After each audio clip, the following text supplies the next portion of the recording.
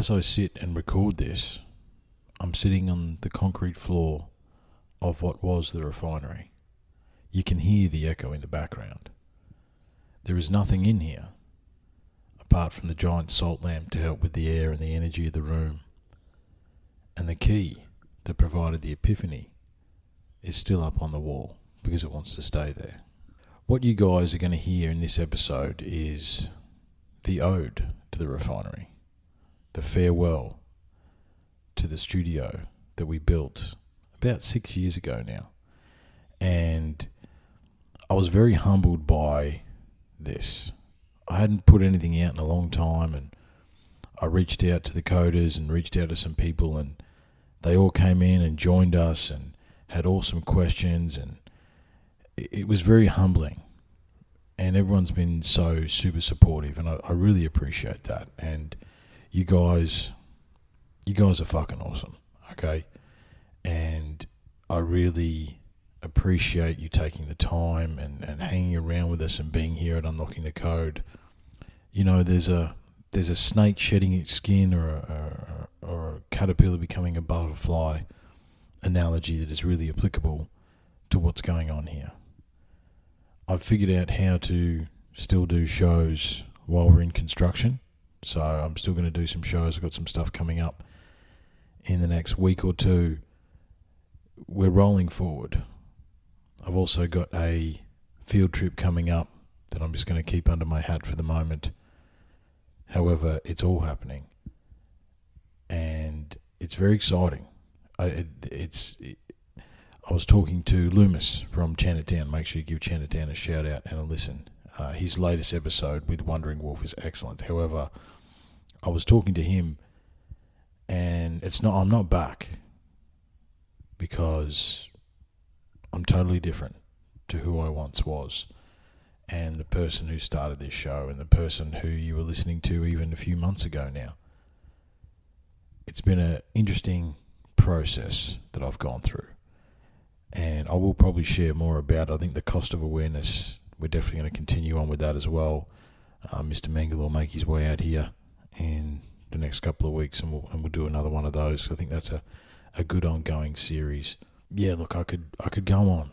However, let's get into this. It was so much fun. And thank you to Woody, to Daniel, to Angus, to Ben, to Alex, to all the people that chipped in, and all the people that will listen to this. You guys are so awesome, and I really appreciate you. And we're moving forward, onwards and upwards. You will see that I changed the words of the logo. For a long time, it was exploring ideas and navigating chaos. No more chaos, guys. We exist in chaos. So the new mantra and the new motto for the show, and you might have heard it in the cost of awareness: where focus goes, energy flows. And what I love about that is it's multifaceted. You got to be careful. Where focus goes, energy flows. You got to be careful what energy are we actually talking about. There's probably a show just unpacking those 4 words. Anyway, take care, be cool, be kind, look after yourself, and we'll talk soon. Cheers. Unlocking the Code. Alrighty, guys, this will be the last time we do this. That was Anthony that did that to us then. He ended the stream on everybody. So someone comment that was Anthony's fault, okay? That had nothing to do with us or me or anything else like that. That was all Anthony. Oh, mate. There you go, Alex. Oh, great, mate. Third time's the charm, man. They say things come in threes. Yeah, third times. Yes. This is it. Third time's the charm, man. Yeah, and it definitely was Anthony's fault, that one. I don't even know. See, people are just like, what happened? We're not doing this anymore. Goes down again. Done. Finished. That's it. Sign. It's a sign. I've had enough. Mark's Shed Talk. Sorry, boys. No, Anthony did that. That was all Anthony's fault. He ended the stream on us and just got out of everything. So, yes, message him and voraciously insult him for all the things that he just did.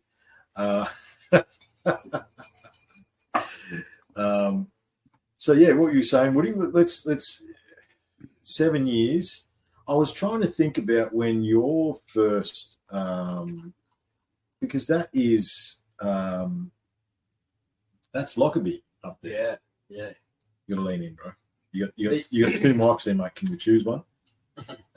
Yeah, well, I was cut out from the corner to move across. No, I know. We should have probably fixed the camera when I. That's right, but we're here now. So yeah, Lockerbie back in the old days. Because did we do episode 50? We did 50 out there. Yeah, we did episode 50 out at Lockerbie. We might have done one before it as well. Check 1, 2. Check 1, 2. Can you hear us, mate? Confirmed. Yeah, I'm all good now. All right. Anthony just kicked us out, man. Yeah, I saw that. Yeah, I was trying to think whether did you do one here before that, and then we went out to Lockerbie? No, I didn't come here. Actually, no. 50 was your first episode. I'm pretty sure. Was it? I'm pretty sure it was. Yeah. 50 was your first one. Because we did 2 out at Lockerbie. We did one down by the turtle hole. And Yeah. we did one up in the shed. Yeah, we did Up in the Shed with Daniel. That's right. Yeah. Right. That was Daniel's first episode. That was the first time I'd seen Dan since high school. Yeah, that's right. Yeah. We came together up in the shed up there. Yeah. Do you know what's actually? I look back, right? Your first episode is a story of awakening, part 1. Yeah, and we never did a part 2. I know. I was going to wait till my 50th. Yeah, we just never did. You've been on like 5 shows and we've never done a part 2. More important, bigger things were happening, right? That's true. Bigger Selfless. things were happening. Bigger things were happening. 7 years. Jeez, there's been some changes. Oh, absolutely. Absolutely. I mean, you got Ben down there. He's representing. Show the shirt. Yeah, guys. He's representing, right? OG. Oh, that's the That is the original rainbow tie-dye Right. shirt that There's there, boys. there it is, yeah. That's got feeling is healing across the front of it, and Yeah. it's got a design across the back of it.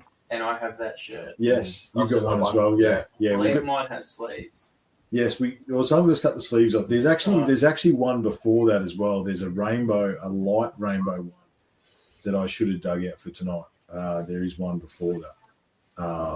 However, we did. Yeah, it's crazy, man. If you think of it, so when yesterday was episode 217. Wow. 217 was there yesterday. And you listen to those early audios. The mics were so rubbish what you had to work with Oh yeah. compared to now. The thing is that it was the first few were on the phone, right? The thing is, depending on your app, you can't actually get back to the original episodes because they'll only have certain amount of episodes that will actually be available. You know what I mean? Like, it'll only go back 100 or so. Yeah. Yeah, right. So I put the word out, and I was wondering, and I haven't asked you boys, but what's a memory you want to share? What I mean, why don't we start outside the studio? Ben, I mean, Ben is he's part of the OG crew, man. I didn't realize how long he'd been listening till he reached out. Oops, sorry, man. I unmuted you and you muted. There you go. You're right, Ben. There we go. It's all good. So what do you reckon, man? What are your thoughts, dude? Thanks for coming on tonight. I really appreciate that. No worries, mate. I wouldn't miss it. Yeah, well, unlocking the code came to me in one of my dark times, and yeah, from there it's pretty much been all light. Yeah, right. So how did you find us, man, out of curiosity? How did you end up at unlocking the code? Do you remember? I do. I was just sick of the media, sick of everything, and just want to listen to podcasts and just want to listen to a good Aussie podcast because I was in it flat out in the JRE, and then I just looked searching for something alternative, and along came Unlocking the Code, and there we go. Yeah, right. And that was however many years ago now. Because Ben's been down here. Him and Bo we did a show in here with him and Bo. What was that? It was a couple of years ago. That was a little bit 21, I think that was, mate. Yeah. I mean, it's crazy to say. Alex is sort of fresh off the boat, considering. How did did you? Alex Yeah. come in? Yeah, well, Alex, last year I think it was. I don't know. Alex had been listening for a while. How did you find Unlocking the Code, man? Yeah, I guess much like Ben, like listened to Joe Rogan and a few other podcasts online. I was just sort of scrolling through and seeing what was around, and it popped up, and I was like, "Well, this looks good." So I started listening, and that was in 2021. So late bloomer, I guess. You remember what your first episode was? Wouldn't have a clue. Couldn't tell you. I just know that I was sitting down. I was like, "Oh, this is cool. This is getting deep, and I like it." So yeah, I just kept listening. It's hard to remember when it's all quality. Eh? I know, it's so far. Yeah, So there's much been so quality. much happening. Is Clinton saying that hang on a minute. Did you? I just need to double check. Clinton said. Clinton says he smashed every episode in 2 weeks. Why did you do that to yourself? What do you do to a he legend could. yourself that much time? Wow. He needs a shirt. Yeah. I mean, yeah. He needs a mega fan. Exactly. I need. It What do sounds we like do? he needs a job too. Yeah, exactly. What do we need? We're going to get Clinton with all something. due because he respect. needs- Clinton, you are a mega fan. That's outstanding. Yes. Well, Clinton is Ant's mate. He that was in Canada's Down Under. That's what we some of the stuff. Night Shift does that. There you go. Yeah, good call. Yeah, Night Shift would do that for sure. Oh man, yeah. It's Well, what was your favorite episode then, Clinton? I mean, I feel sorry that you listened to my voice for that long. However, He's part of you now. yeah, exactly. Yeah, I feel like I need to give you something. I don't know. Do you need a hug? Well, I remember, because I knew Angus. Yes. That's how I became back involved with the shenanigans. Yes. And he was like, "Oh, this mate of mine, Triff's got this podcast," and I was listening while I was slashing on the tractor up on Lockerbie. Yeah. And I Right. was going round and round and round. This Mindless stuff. mindless, dead, brainless work. Mm. And that kept me sane and stopped me from falling asleep and running off track. But it was really good because I'd listened to some American podcasts before that. Yeah. And to hear some Aussie stuff and then to start hearing names. And I remember my heartbeat when I heard my name for the first time on a fucking podcast. I was like, "That's me! They're talking It's me. It's me. Oh man! And then I started to know a few of the boys, and then you're hearing their names coming up more and more. Like, I know that one, and it's just become a big family. Yeah, and I think that's one of the things that a lot of people don't understand is that it unlocking the code in so many ways has created a bit of an extended family. Like I could really only fit 4 people into the studio. However, there's so many blokes that have been in the room and experienced the space. And, I said on the show that I just released on Wednesday, I want to go over that, but it basically that I was going to quietly just tear the walls out and start again. And I thought, no, that's not right. The show, the studio, the refinery. And I suppose, why do we call it the refinery? The refinery, it's a place where all good ideas come to be explored and refined. And that's how we sort of came up with the name, the refinery. And this is the refinery version 4 or 5, I think, from when it actually got done. And you got to understand, like, the boys here, and Angus is on his way somewhere. We've all been hunting together. We've been camping together. We've been missioning together. We went up to Gympie together. Like there's been so many places and spaces that this room has radiated out. And, not only in Australia, but I was thinking today, like, we've had listeners, and this is a cool thing, right? We've had listeners in Sweden I was going to say for forever. There is a group of people in Sweden that download the podcast religiously and have done for 7 years. And it's like, I tried to like get them to smoke them out of their hole. It's like, who's in Sweden downloading Unlocking give the us a Code? line. Yeah, like give us they obviously follow us and all that sort of stuff. And I try to get them to get in touch with me, but they don't want to do it. They're So but I mean, if you want to, like, I was trying to think about some of the numbers. You know, if I think about this little box of a room inside my shed, I've spoken to. So, what countries have I spoken to? I've spoken to Egypt, Mohammed, over in Egypt, South America in Peru, London, Malta, Hawaii, America, a couple of different places in America, and that's all been from out of this room. And it's insane to think about the reach that this little indie podcast has had in the last 7 years. And as far as like countries around the world, it'd be easier to name the ones that haven't downloaded something. I mean, you've got to take into account whether or not they are bots or something. You know, I imagine there'd be something that'd be bots. You know, like, but if you take that into account, every single state in America is downloaded Unlocking the Code.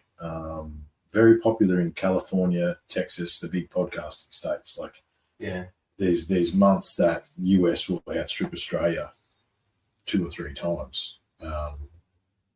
It's crazy, man. It's crazy to think about it. It's great. And I was trying to like list off all the guests, you know. So I mean, we've got 1, 2, 3, we've got 5 here at the moment that have been here, been guests on that. And yeah, I was trying to think. We are on Facebook Live, so I've got to be a little bit PC. However, I reached out to some boys and like, hey, give me a refinery story. No, none of it. Non-PC. There was no non-PC stories that could be shared. NSFW. Yes. Yeah. And Anthony, number one, I do really appreciate Anthony. I know his listeners are listening, and you guys are always awesome. It is an open forum, guys. Don't hesitate to just ask me questions or any subjects. Or I do want to get to the Graham Hancock, Flint Dibble stuff at some point soon, because I think that deserves a good shout. I just wanted to get some of this stuff out of the way. Don't hesitate to ask me questions or anything else like that. Please don't. Alex says Earth Forbidden Secrets Part 1. That was the first. I just scroll back through my Spotify. Mm-hmm. There was a couple before that, but that's probably the main. That's the one that grabbed you. That was the one that got me. So that was February 22. But as I said, I'm pretty sure it was listening before that. So, but it might have been on iTunes. So it was probably a different platform. Yeah, well. Look, Earth Forbidden Secrets was one of those things that when me and Angus set out to do that book, if you had said it was going to take 22 or 23 episodes, I wouldn't have said that. However, it was really good fun and it really shifted my perspective. Actually, one guy I'd love to get on the show, but I've tried to get in contact with him so many times. Is Max Egan, the guy that wrote Earth Forbidden Secrets. I've tried to get in touch with him and so many different times, and it just doesn't work out.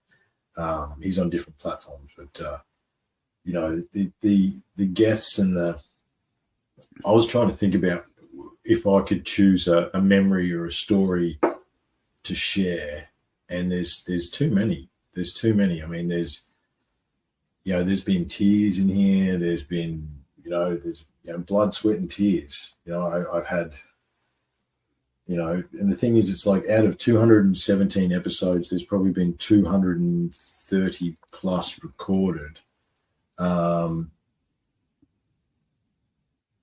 Yeah, we can, mate. We can, Mark, for sure. Yep. I definitely can. 217 released. There's probably been 230 recorded. We've had a couple of people share some stuff and basically wig right out. And I haven't released the episode because basically they went to a place of deep sharing and it twisted their mind. And at the end of the day, it's like those people have really grown from that. However, there's no, the episodes didn't get released. For me, probably the moment, honestly, because the episode, the show is so megalithic based, it was interviewing the Egyptologist Muhammad Ibrahim and him panning his camera, and there is the Great Pyramid. Like I'm sitting in here and he pans his camera and there's the Great Pyramid of Giza. And I think that was, for me, a very good moment. I really loved the Gympie trips until the end. They were very important to me. Shame how that all ended. However, just that field trip stuff, getting out into the field and seeing those things and experiencing that. Angus isn't here. We sat on the edge of Gun with Martin and recorded a podcast with our legs dangling off the edge. Because the whole thing about this stuff, this equipment that I'm using now, is it is completely portable. It has been portable for a long time. And I probably haven't taken advantage of that as much as I'd like to recently. However, in UTC version 3, we definitely will be reenacting some of that stuff. When we go on missions, we make sure we take the gear and capture some of the things that we want to talk about. What do you reckon, Daniel? You have been a bit quiet there, mate. What's a memory of yours? Yeah, mate. I'm still a little bit bitter about that one time. I nearly got mauled by a panther that may or may not exist in Australia. I think we all know it does here. And so you want to share told me about it like months later. Okay, we can share that. He's been itching. You tell your side. You tell your side that you ran into. So this is out at Jackal's Hide. Hunting it's like ground. Yeah, private property that set up for camping, free for all, hunting. They're like deer, goat, foxes, cats, wild dogs. Everyone gets a goat, mate. Everything. Everyone gets a goat. that was the supposed promise. Everyone gets a goat. Yeah. But I was just going for a walk. I was only shooting with my camera, and the rumors were he was naked. Talk about naked aliens. The rumor was that he was naked wandering through the bush. But anyway, I wasn't skinny dipping, but I was doing cold water plunges out there. Right. That's not what we heard, man. It's not what Robbo said. Robbo told us something totally different story. Robbo was being wishful thinking, man. It's what he wanted. He was just seeing what he wanted to see, right? So anyway, no, I definitely wasn't naked. Okay, let's get on with the panther. Yeah. So just it got dark. It got dark really quickly. We're in the middle of winter, right? Yeah. So you and I were both doing cold plunges. We're doing cold plunges, challenging ourselves. But also what is it? 20? Was it 21 or 20? It must have been 22, I think. And the river had gone through, and basically up against every tree, the river had come up, and against every tree was a massive pile of logs and sticks. And basically the fires we had out there were epic. That's right. At Jackal's, because there was so much wood. You didn't have to just walk up and grab a log and throw it on, sort of thing. And you were walking back. Yeah, I found some cool stuff. I found where the boars were sleeping, the wild pigs were sleeping out there and making a mess of the ground. And on my way back, I did a cold plunge, and then I went back, but it got dark. And I was only probably a K away from camp, but thought, shit, it's time to head back now. And just on dark, it's walking back. There's only a few hundred meters from camp, but there is something with green glowing eyes, looking, snarling at me. I didn't see it. It saw me first. I heard it. I looked over and, I'm looking at, that's not a huge cat, right? Is it? They're not around here, so. Well, a bit of context as well is that Robbo went up on the thing and he found tracks. Yeah, he tracks. did say that. And Woody would debunk anything. And I've sent him a few things and he's like, oh, what are you sending me now? And then I sent you those tracks and you went, hang on a minute, you're actually onto something, right? So that's the two markers. So we were there 4 nights. Was it last night or the second last night? Yeah, and I got stalked. It followed me on a 45-degree angle the rest of the way back to camp. And we had loud music playing and stuff, so yeah, look, we were hunting. Yeah. I was the only one being hunted on a hunting trip. Yeah. So most alternative hunting trip. Yeah. Nothing was. Hunting. Yeah, there was no. Look, the thing is that was probably we did hunt two of the mornings, but it wasn't. Yeah, at night time we scared everything away. So we were more camping. Yeah, we were camping at night, hunting during the day, and those two things don't go together. But we think that cat came back to visit our campsite. Yes, we do. And you were asleep. We were sleeping had our single swag side by side. Mine was open. My face was exposed. exposed. Yeah. Because I bought the Quickie King swag, and it's like it's not good for condensation. No. Hang on a second, Ben. There's a hell of a lot of feedback coming from you, brother. You Oh, haven't got to step. You're right, mate. Yeah, There it's just a massive amount of feedback. Is that the mute? I'll just mute it and that'll work or not? Yeah, just mute it. That'll work, man. And then if you want to chat, just turn the mic on. But yeah, just there's a massive. Is it raining up with you where you are, mate? He's on mute. No, now he's muted. Yeah. No, that's all right. So this is where my part of the story comes in. About 2:00 in the morning, I got up to take a leak, and it was beautiful out of Jackals. Like you could almost touch the stars, sort of thing. And I'd sort of woken up, so it was bloody cold.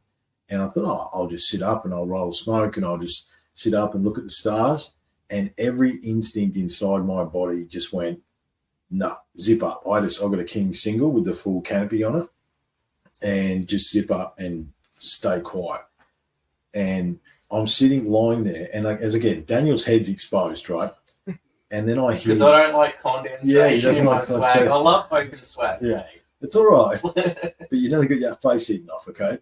Because I hear just like we had a tarp. We set up under a tarp, and something massive walked on the tarp past him, around me, right? And I wasn't brave enough to unzip anything to see anything, right? And yeah, I suffice to say I did not go to sleep for a while after that. But what I didn't realize, we actually did a podcast in here a few months ago, and the whole reason that I've set 4 mics up is last time I only had 3, and we spoke into the air because Angus was here again with us as well, and I spoke into the air and he spoke into the air for like half an hour, and we ruined the show. However, I didn't realize that I hadn't told Daniel that he got his face eaten until he sat down there. He's like, what happened? It went from me potentially seeing a big cat in Australia to like escalating into you may have been eaten by a big cat. Yeah, that's right. Like, it would have sniffed your face, man. Like, I don't know. It may have spooned me for like 2 hours and then left. No, I didn't, because I was scared, because I was freaking right out, and I didn't go to sleep for a while. It went, because eventually I did sort of poke my head out of the swag, and there was something really big definitely walked past our swags. Yeah. You're right, man. Was there any smells at all, guys? Like anything smelt different? No. I did not like crap my pants. No. That wasn't that sort of smell. No, the thing out there was, Ben, is that I'm just being told no audio again. no audio again. No, we can hear you. Yeah, no, that's I'm okay. good. Yeah. I'm good. Yeah, no, we're good. Okay. Actually, hang on a minute. I know what I can do. People are asking for links to the show. Give me a second. I can fix that. So, no smells. But the thing about it is we, no, that's not there. There was a lot of sign around. We did see deer. We didn't actually see goat that first time, did we? We never saw. After everyone gets a goat, and we didn't see any goats. We did see deer. We saw a lot of spine, a lot of pig track, a lot of and yeah. Look, we did hunt for 2 mornings or so. Woody wasn't there with the stick. Oh no, Michael, sorry, mate. The 3 streams that we did tonight. Listen, it's not a good. Listen, we are sorry about the streams that happened earlier. 2 of them were my fault, and 1 of them was totally Anthony's fault. Because he deleted us all. He deleted all of us. Yeah. What are we doing here? Just hide. Yeah, there you go. Yeah, no, Michael, the actual podcast itself, bud, if you're looking for the show, if you just look up Unlocking the Code on Spotify, anything else like that, that's where you're looking for there. That's okay. Yeah, thanks. I'm pretty sure the link's in here. There we go. So if I go... Just a quick question, Triff. Yes, mate. The first episode is May 25th, 2017. Yeah, it would be. Yeah. It would be. Yeah, that's Yep. on Yeah, so that's Podbean. 7 years. That's Podbean. Sorry. Podbean Yeah, brings us back that far.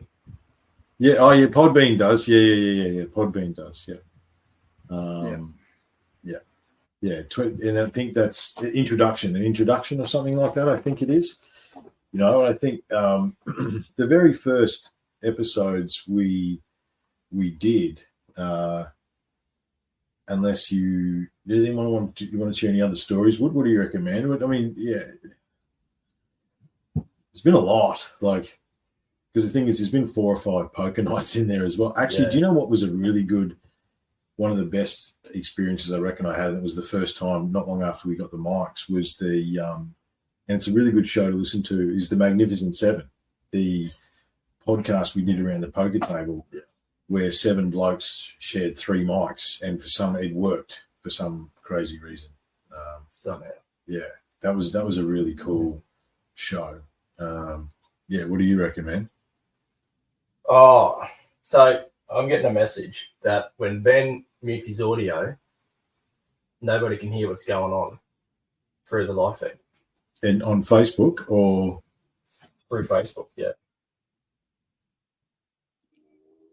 no? Well, Clinton, can you? Who's on Facebook? Can people hear us on Facebook or what?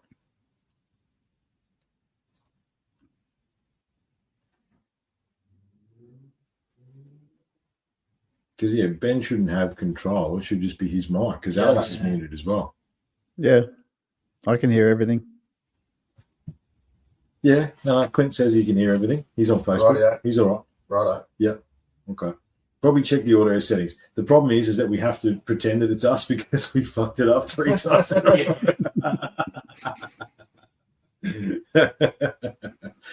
row. Oh, James, g'day, mate. Thank you for joining us, man.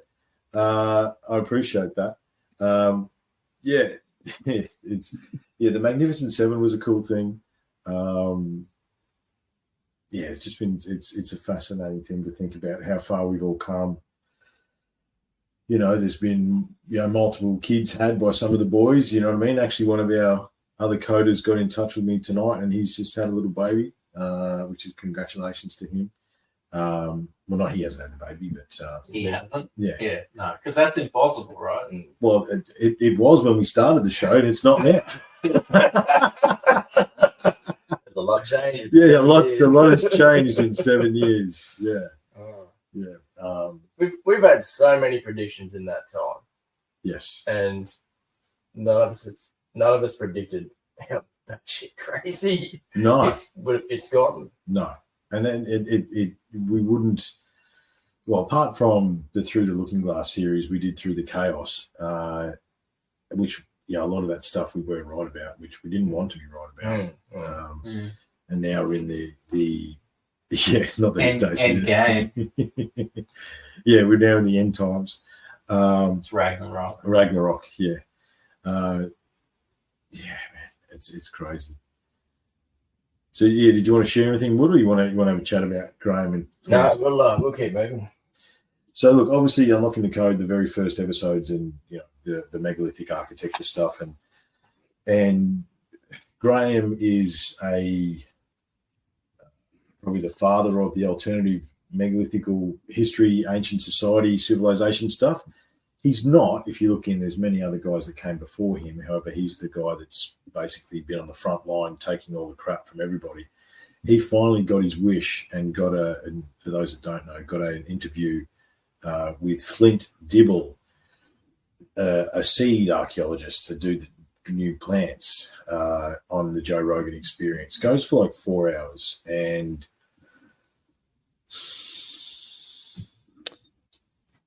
I'll play the devil's advocate. go. Without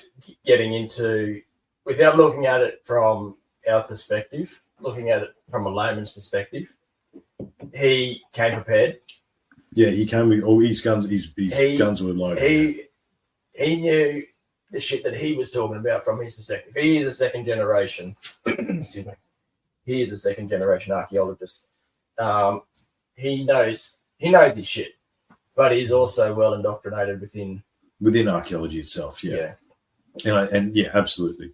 The whole Graham, that thing, like I was excited for that, right? And I've read, Graham's got about 15 books. I think I've read at least 10 of them. I've read some of his non-fiction work and his fiction work. And, you know, a lot of his knowledge has, like, if I was to say, why do I do Unlocking the Code as far as from the megalithic point of view, it was listening to the JRE in 2014 out west in the gas fields. Yeah. And that, listening to that, going, hang on a minute, I could do this. That changed you. Yeah, that changed my perspective. And Graham's been after a debate with an archaeologist since then. Yeah. Probably the thing that wasn't sad, but it's the realities of existence, is Graham is getting old. Graham's getting old. That's what I heard.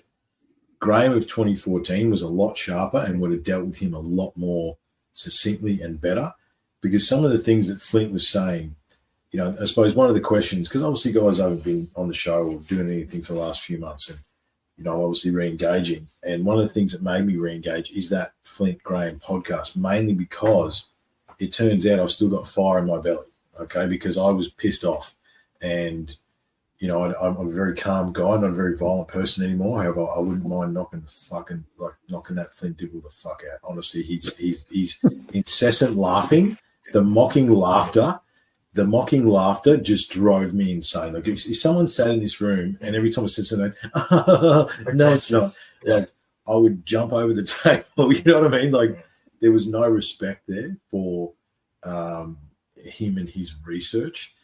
And one of the most ridiculous parts to me is that Graham actually said, so how do they build the Great Pyramids? And this is all you need to know about it. He goes, oh, I don't know, pulleys and planks and rope.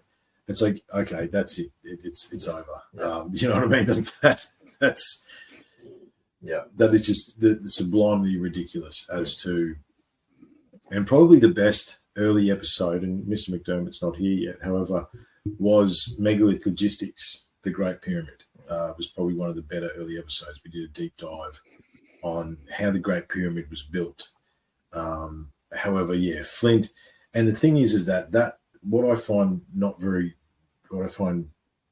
disgusting about Flint's behavior post the JRE, because at the end of that podcast, they all made friends, right? You know, we don't have to take shots at each other. We can just, you know, respect each other's work, And since that time, Flint has come out with like 3 videos just destroying Graham's research. Yeah. And the thing is, it's like cherry picking.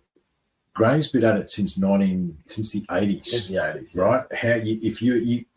He's going to get some stuff wrong. And his book, Fingerprints of the Gods, honestly, it's got holes in it. The updated version, Magicians of the Gods, right? Yeah, that's the one, Michael, the dude wearing the cowboy hat. Yeah, that's him. Yeah. The Indiana Jones. The Indiana Jones hat, yeah. Don't claim that to be a fucking cowboy. Yeah, I was going to say, you've actually got a real cowboy sitting right there, like literally. Don't get me answer. Don't stir him up. I got the booster. Yeah, I was going to say he's got his boots on.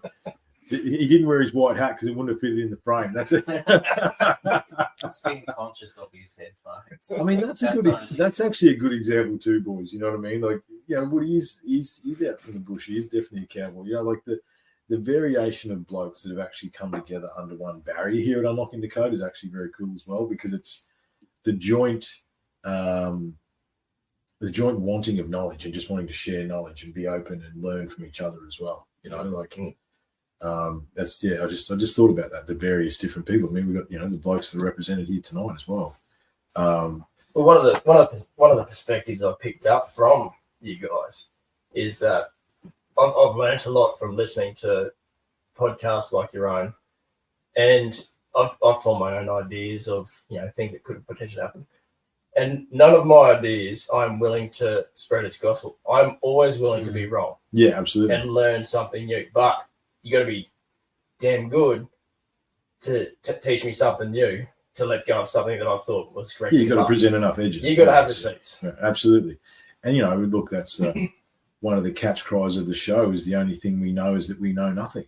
That's one of the catch cries. And, I don't know how many times I've said over the years, don't listen to me. I don't know what I'm talking about, because I don't. Yes, have I done my 10,000 hours with this megalithic research? Yes. However, we don't know, and I think, we go back to Flint versus Graham. Flint's absolute statements. We have done a lot of archaeology in the Sahara. No, you haven't. No, you haven't. You can ask a question, but the thing is, when it became clear, hang on a minute. When it became clear that It's taking him 2 years to get here. Yeah. Oh, You're gonna have to make some room there. the big man. Daddy's home. Mate, can you actually pull that camera back a little bit? This camera? Yeah, that camera. Yeah. That's, That one. Pull it back a bit. yeah, pull it back a bit, man. And probably across a little bit. And go this way a little bit. Oh no, back in. Yeah. Now come towards me a bit. That way. Yeah, this way, yeah. Hang on. I've got some technical difficulties. No, I don't even Don't start. You don't know about technical difficulties. It's moving a lot left to right. Technical difficulties. You've cut my head off. That's been the catchword of the night. Someone says it's like the Blair Witch Project. Yeah, that'll do, man. That'll do, dude. Something like that. Yeah, that's okay. Yeah. We were just discussing that we know nothing, mate. Oh, yeah. How many? Woody wants 3 microphones at once. I love your shirt, mate. Yeah, Thanks, yeah, mate. that's the original. Come on, We're not in front of the camera. I know. They don't. Now I can just. That's the Show us your shirt. that's the original UTC rainbow tie dye shirt. Yeah. Limited Your release. butt's glowing too, man. Oh, yeah. Your butt's on. That's my What? Oh, I know that one. hunting with your children beanie. Yeah, is this one on? No. Hello. Yeah, we can hear you. Yeah. Yeah, this one's on. Is that one on? Oi. So it's on. There you go. There we go. There you go. There you go, mate. Thank you very much for coming. Hey guys, here you go. Oh, We, hands today, mate. We had 3 false starts. It's been fun. Oh, excellent. Yeah. That's it. You're right. Technical difficulty. Technically, difficulties. Yeah. Lovely. Yeah. We know Oh, audio 3 for false half an starts. hour. Now Yeah. I know what you're talking about. Yeah. Well, we were just discussing Flint Dibble and Graham, and Ah, yes. because we thought that we better cover that off, and just how dismissive Flint was, and the fact that Graham is getting old. You know what I mean? Graham is getting old. Oh, I've gone out Oh, again. there we go. You touched Technical. something. Oh, okay. Sensitive It's all right. cable. I- Technical I, difficulty. I legit cannot believe an archaeologist walk into the JRE studios with an Indiana Jones hat. I cannot get over it. Yeah, is that what he rocked all the time? Yeah, no, Like, or was That's that not like the truth. a character? I guarantee he goes to bars with that hat. yeah, he's Yeah. Oh, look, he grew up as a child idolizing something, Look where it got him. His But dad, the fact his dad that named him after a stone. the fact of the matter is, he's a seed dude. He's a plant guy. He's not actually. He was an archaeologist that dealt with plants. Yeah, was it? Yeah, that's what he said, Yeah, wasn't it? Yeah. And one of the reasons he said there was no advanced civilization is that there was no agriculture. Now, Yeah. one of the times I was yelling, and the first time I listened to it, I did yell at the phone quite often. Yeah. But one of the times I yelled at the phone is when he's talking about that. What about the peat mats that are found in South America? The fact that South America has been planted. You know what I mean? Like Yes. it's been practically planted, and there's and agriculture. Again, archaeology is stuck in a dogma, right? They think agriculture would be, fences with seeds and rows and stuff like that. Have even here in Australia, the early explorers talk of fields of different wheat, like they were doing agriculture, but it's not as we understand it. Was there different patches with different types of edible plants here in Australia around? Another thing that's a misconception with the Indigenous is that they had city centres with stone huts and stuff like that. They had cultural centres, I suppose is what you would call them. They were walkabout tribes. However, in certain spots, namely where Australia's Stonehenge was, it was definitely one of them. They had cultural centres, right? And that's the reason we don't actually know that is because under the British doctrine, technically they weren't allowed to invade if a society was past a certain level. And that's how come they never said that they had basic agriculture and settlements and stuff like that. So they just come and destroyed it. There's also more to that as well, because there's also the reason why we weren't like Canada. And it's written in diaries where, like, the French never came in. Like, Britain was the only ones to colonize us. Yes. And the reason for that is because from the expeditions that they'd done, there weren't high enough numbers of natives to be able to put to work.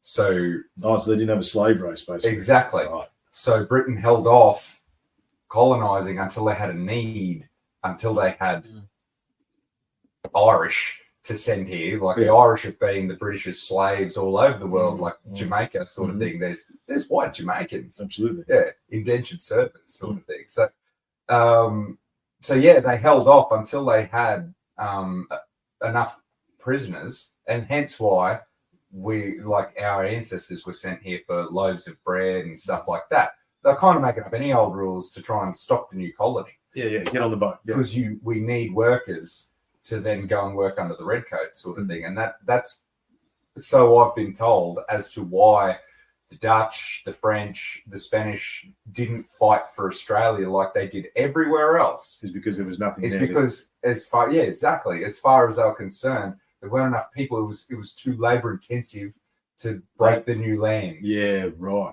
Whereas there was larger populations, at least visibly, in other places in the world, other countries and stuff that they went to, like the Spanish and the Aztecs, right? They enslaved the population. Yeah, not only was there treasure, but there was people and there was gold and there was everything else like that. That's it. Now, just another input before we get too far past it, you were talking about agriculture in Australia. Now, Woody will know this one off the top of his head because it's something close to our heart. Is Bush Tucker Man, Les Hiddens. Yeah, he did a whole series where he followed explorers' diaries, and this is like the late 80s, early 90s. And you can get some of them on YouTube now, can you? Yeah, you can, because I've rewatched them, and that's why I'm telling you this story now. I can't remember that far back. Exactly. So I've rewatched some of them, and there's areas where he's recounting these British explorers' diaries as they push up through Western Australia and Northern Territory, and they're pushing up out of like Melbourne, basically. And this one guy, I can't remember his name, but he recounts coming like over a ridge, and this is in Western Australia somewhere, coming over a ridge, and there being fields of something. Yeah.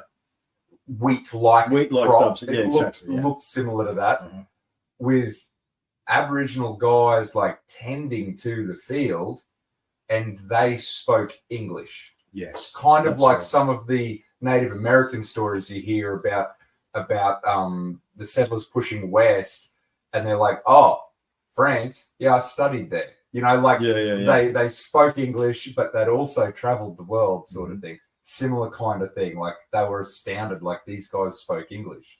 Now, I think Les does sort of crack a bit of a joke because these were, a lot of those English explorers often ended up under a tree somewhere and died. Yeah. So were these hallucinations of a dying man? I don't know, and I don't know how far through the journey they were, and I can't remember whether this one was a successful one or not. Whether they made it back. But it was definitely a diary entry that I recount from one of his episodes. Absolutely, yeah. And there's more of those entries as well. And like so obviously, shout out to Richard Patterson. I'm not too sure if he's watching, but he was the guy that discovered the Australian Stonehenge documents back in 2011 or 12. And it's basically me getting in touch with Richard, digging into the story. And, what we need to understand here in Australia is that there is multiple stone structures. There is multiple that were found, right? But what would happen is you would get a parcel of land, right? You'd steal a loaf of bread or a pig or something like that. They give you a parcel of land. It's about 10 seconds behind. I noticed. Yeah. They would give you a parcel of land, and basically in the paperwork, because it leads to what Angus was saying, it's having people to clear the land to deal with the land. And basically these settlers were told that if you found anything of archaeological or indigenous significance, they would take the land back. So all these farmers just tipped it over, dug it up, and just, I think there's one of the things that pieces of research that I never followed through with, but there's even mound building here in Australia, especially along the East Coast and New South Wales, all that sort of stuff as well, right? So not only is there mound building culture, there is stone circle culture, there is agriculture, right? Like, and one of the big, if we think about some of the founding ideas of the show, talking about sitting here in the refinery, it was probably me and Angus, right? We were sitting here, it's like, hang on a minute, there's a big Australia-sized hole in the megalithic research, right? Which is sort of the reason we decided to look into Australia, right? Because there is, and there still is. Unfortunately, the alternative history mainstream presenters that are here in Australia, look, I respect the work that they've done, but a lot of them are pretty crazy. You know what I mean? And they don't present a solid viewpoint of what Australia was with respect and understanding, and actually more of a layered knowledge as well. And respect and understanding is the key to that sentence too, because there's, down at Broadbeach on the Gold Coast, there's middens down there that are thousands of years old, collectively with different layers of bones and shellfish.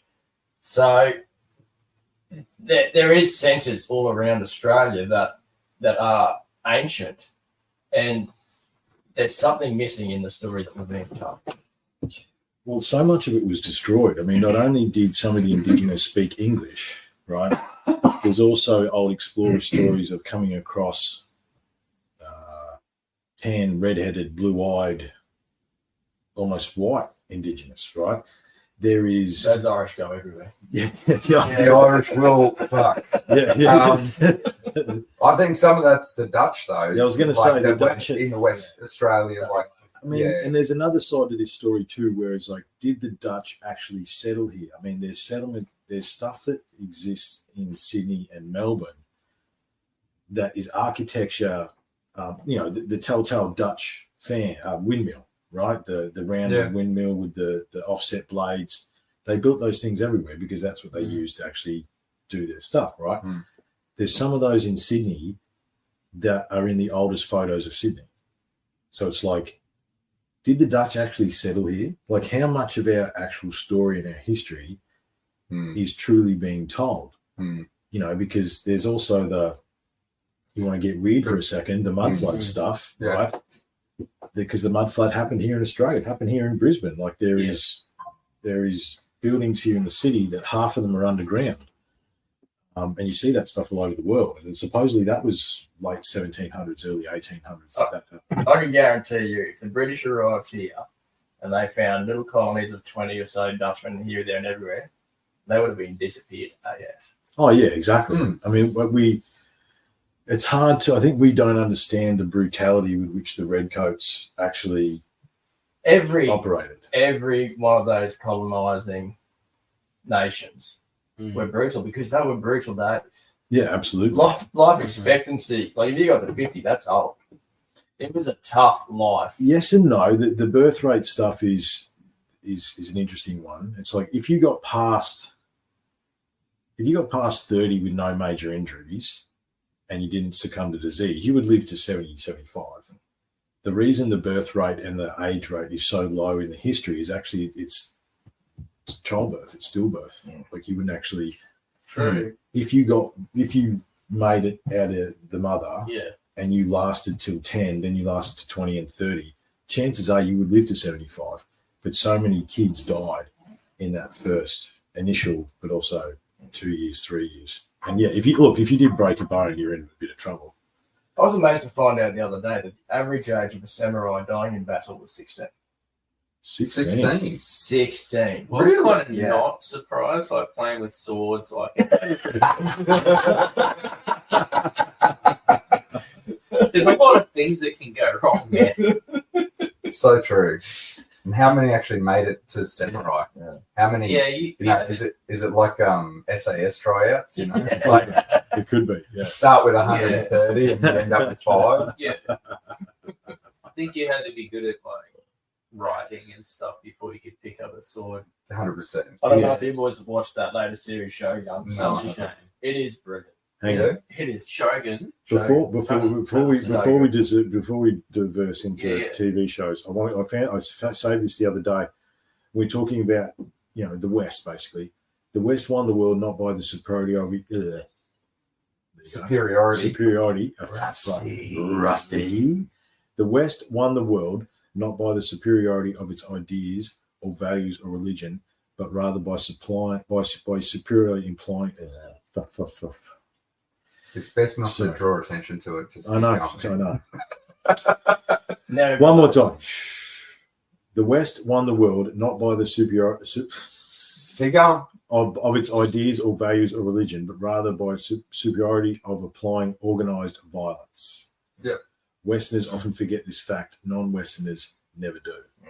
Right? The English conquered the world by just murdering everybody until they surrendered. That was like historical Antifa. It's Well, way worse. Where did you go? Dude, Antifa's Wow. that's been gone for a while. Can we come back I do to? remember Antifa. I want to tie Flint and Graham up in a bit of a. Well, bubble. let's just before we leave the colonizing, I just want to touch on it wasn't just the violence. Like they also perfected like Britain in particular. Like the Spanish were a bit they were good at it, but like they were physically just like removing your wealth, as in putting gold into ships and taking it away. Yeah. Whereas like the British got very good like at accounting. So they would like when they took like invaded India for example, they actually looked at like the GDP. India is before the oh god, I've just blanked on it. Oh no, No, Rusty. before the Industrial Revolution in Britain/Europe, using steam-powered machines, India already had mechanical looms. They were producing cotton and like fabrics India's and another textiles. megalithic stuff that's unbelievable. Yeah, 100%. But they're so seen these days as like they're on the rebound. They're on the rebound from Britain's invasion. Britain bankrupted them. They exported all of their wealth, all of their technology, everything out, and that's what spurred on the Industrial Revolution. Was they had the machines? It's just the machines were human powered, and then the British and the Europeans created engines to remove the human out of that. So the Industrial Revolution really started a few hundred years prior in like India, because they were crazy on textiles, right? So they had amazing technology with spice as well as India, as well as the spice trade. 100%, yeah. And the whole piracy, the East India Trading Company, you know, that was just a giant cartel. Yeah. Basically. Well, I mean, and you look at the history stuff like that as well. It's like there was wars, you know, when gunpowder was first invented, came through the Chinese. There's the guano wars, right? So there would be wars over bat poo caves because original gunpowder was derived from bat poo. You know, there'd be wars over salt. There's the salt wars and the spice wars, you know. And look, Michael's right as well. You know, there's a level of disease that all these colonizing people came with. Well, 100%. That helped to weaken the population in their ability to mount any kind of rebellion or anything like that, because you're getting these Western diseases, you know, smallpox with the Native Americans. So those kind of examples where they've never been exposed to this stuff. There's a theory, you've heard it, the theory of the explorer claiming that there was large cities as he went up the Amazon. And he wrote in his diary about seeing all these like millions of people populating these cities. And then 100 or so years later, people went back to try and find them and they couldn't. Mm-hmm. And there's a theory that's because of him pushing in. Yeah. He actually spread disease as he went that along. killed a lot of those people because they didn't have the immunity to deal with those diseases that came out of Europe. That's true. That we'd been dealing with for thousands of years. And what's interesting, if you think about the LIDAR stuff that's been done since we started the show in South America, they estimate, in the last 7 years, the estimated population of South America has gone from 10 million to 200, right? Just with the road networks and the villages and stuff they've found under the jungle canopy. It's insane. It's insane. Oh, Alex took off. I was going to say, did you want to chip in on this conversation? What about you, Ben? How you doing, man? You want to chip in or you're just kicking back? Still. Just kicking back, mate. All good, man. Don't hesitate to chip in if you want to. G'day, Ben, brother. How you going? Good, Angus. How are you, mate? Last time I saw you, you rolled my eyes back in my head, mate. How you going? Doing a bit better now. Yeah, mate. I'm feeling better tonight. Thank you very much for that. Yeah. You know what I was saying before you rocked up? Because I reached out to a few of the boys and they said, have you got some stories of the refinery? And they're like, for Facebook Live, not really. Yeah. Things that happen off camera that when it goes down, it goes down. Yeah, that's right.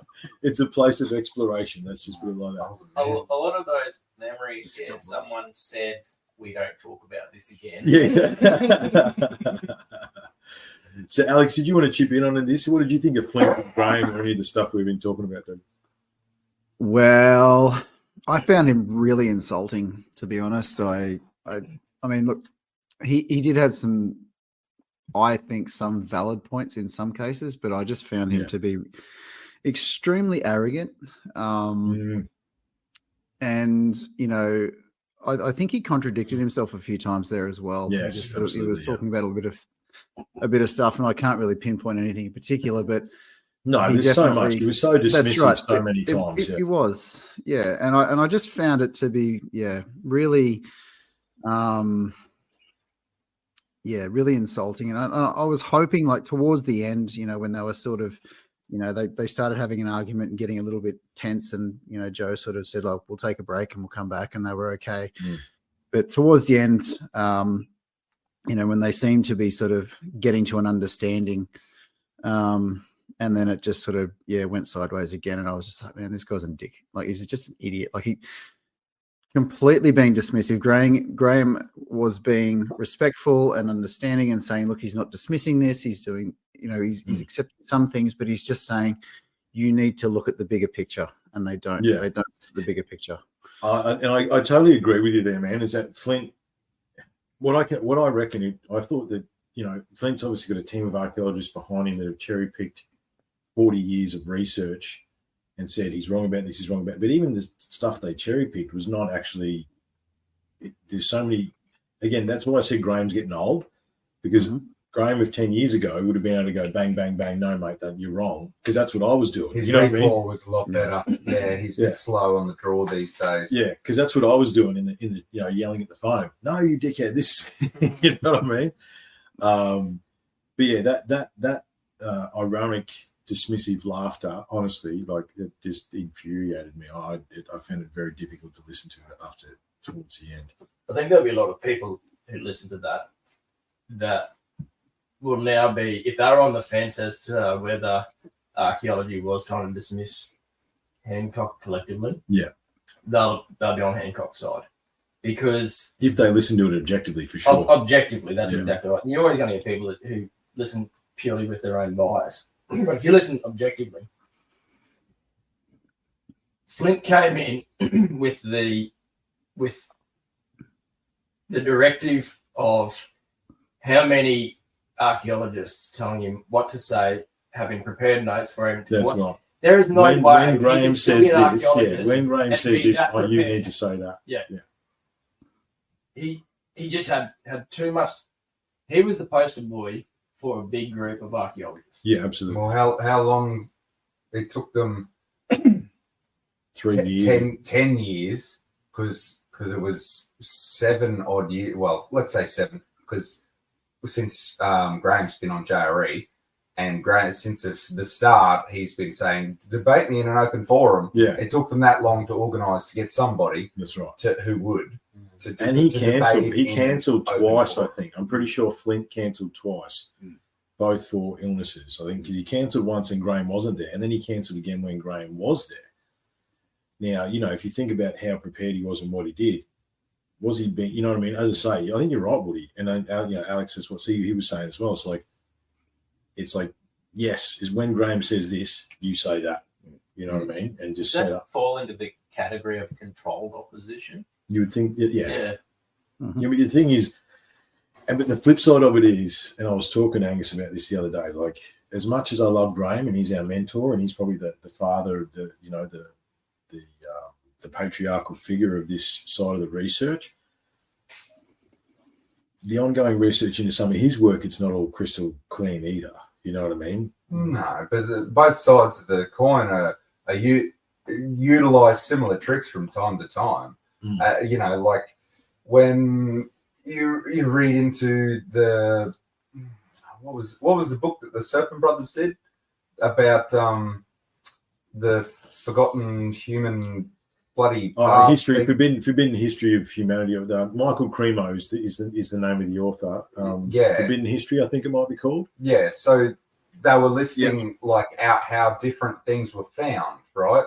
And a lot of the stuff that was dismissed was found in the same way as the stuff that was put into the paradigm. It was just at the wrong timeline. It was at the wrong layer in the dirt, so it didn't fit the current timeline. Yeah. So they would dismiss it as no, that was found under non-scientific circumstances. Right, it's like, well, hang on a minute, what about this evidence that you're quite willing to use? So I think there's a bit of that happens because when you're looking for stuff that is over 10,000 odd years old, because we're going pre-history.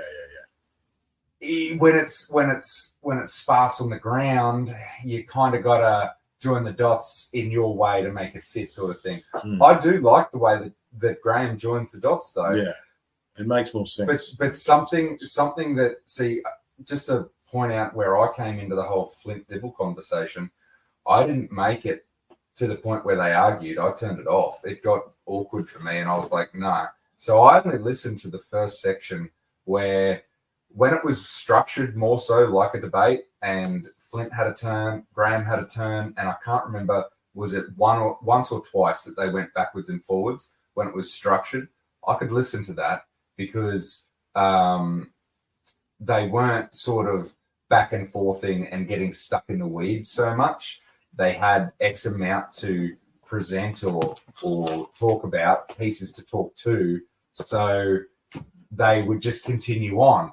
And in that moment, I think what Flint was highlighted fairly well was the other side of the coin does dismiss some of what archaeology does do in terms of not so much the paradigms that they're stuck to, but the scientific system with which they do use, and hence why they do eliminate some things. Like he was saying, there's no evidence for a previous civilization because they only they follow the evidence, even though there was one thing he explained, and it was like, we do dive on things, but it's only in places where we know we'll find stuff. It's like, well, maybe you should try outside of that area and you might find something unexpected. That's what our side of the coin does, whereas their side of the coin goes, well, we can look at these. Yeah, we can look at this 5 meter. We can look at a seed distribution chart that tells us where this population was around here, and because of that, we should be able to dive here and find said like arrow points, yada yada, whatever kind of culture we think we're looking for. But it's like, yeah, but that was that culture. We're looking for a different culture. You have to use other methods. You have to just explore far and wide. You've reverse engineered to get the results you want to find. Yeah. You know what I mean? And that's put blinkers on your results. The other thing is too, is that what I didn't realize and I looked into after archaeologists do this. They find something cool, then they just rebury it, so the next generation can unbury it again. It's like, well, what are you doing? I keep undigging it. Take Göbekli Well, they Tepe. take 5%. Yeah. Yeah, take Göbekli Tepe, for instance. It's less than 5% now. They've done more LiDAR stuff underneath the ground there. And there's 50 plus similar circles to enclosure D at A through D all over that hill. Like, imagine the carvings that are on them, the stories that are on them, the things it's like, oh, no, we can't do that. No, dig it up, right? Like it's money. But it's that, you know what I'm saying? You've got to be able to pay the dudes to dig the things, and people only want to. And then you look they don't pay. Who's paying them? They're hamstrung. Who's paying? Yeah, and they're the ones that are controlling the narrative. Exactly. Yeah. That's right. So and that's how it can be Smithsonian's controlled. a big investor in archaeology. Oh, the Smithsonian's So unbelievable. you've got So a many paradigm things go you're into the protecting. Smithsonian and just It's such a Giant joke. bones. It's such a joke that it's on a giant international blockbuster movie. Yeah. You know what I mean? Indiana Jones shows stuff being put in the back of the Smithsonian. Yeah. In the warehouses. That's right. That's how big a joke that is. Yeah. And where did the giant bones go? All the mound builders in North America. Mm. Great point. Like, where did they all go? Mm. Where's all that evidence? Because all of those news articles from the olden times, they can't all be lies. They can't all be fabricated stories. Yeah. So where are they? Well, and Fake again, news didn't exist. Yeah, that's well, right. well, it's a controlled narrative. I mean, if we go back to, so James has said that it's you're following a book, right? Archaeology is studied in university. However, the misconception is it's 2024. I think archaeology as a profession is only 100 years old. It might not even be 100 years old, right? And it's a dogma, I think. I don't think it's a profession, right? Because, when it comes to the study of the alternative research that we've looked into, one of the things that we know we have to do is be multidisciplinary. You know what I mean? Like, it's not just about looking at the stone circles. It's about looking at where that stone circle sits to that stone circle. It's about which way does it face at solstice. Like, that's the number one thing, right? That's one of the big markers. It's about the 33 symbols that echo around the globe on every single cave art that ever existed, right? It's, you talk about Australia stuff. It's about the indigenous. You could go to the tip of South America and be part of a corroboree that is the same in Western Australia, right? So obviously they made it across that water at some point. The Gosford glyphs that are currently being destroyed, literally, they're literally being destroyed as we speak. And that was what I had Muhammad on from. There's a hidden history that has so many deep, dark layers. And I think archaeology is the dogma and the narrative of the modern university. But the modern university, like all schools and like all entities, is controlled by the thing that pays for it. But we don't like that. You can't do that.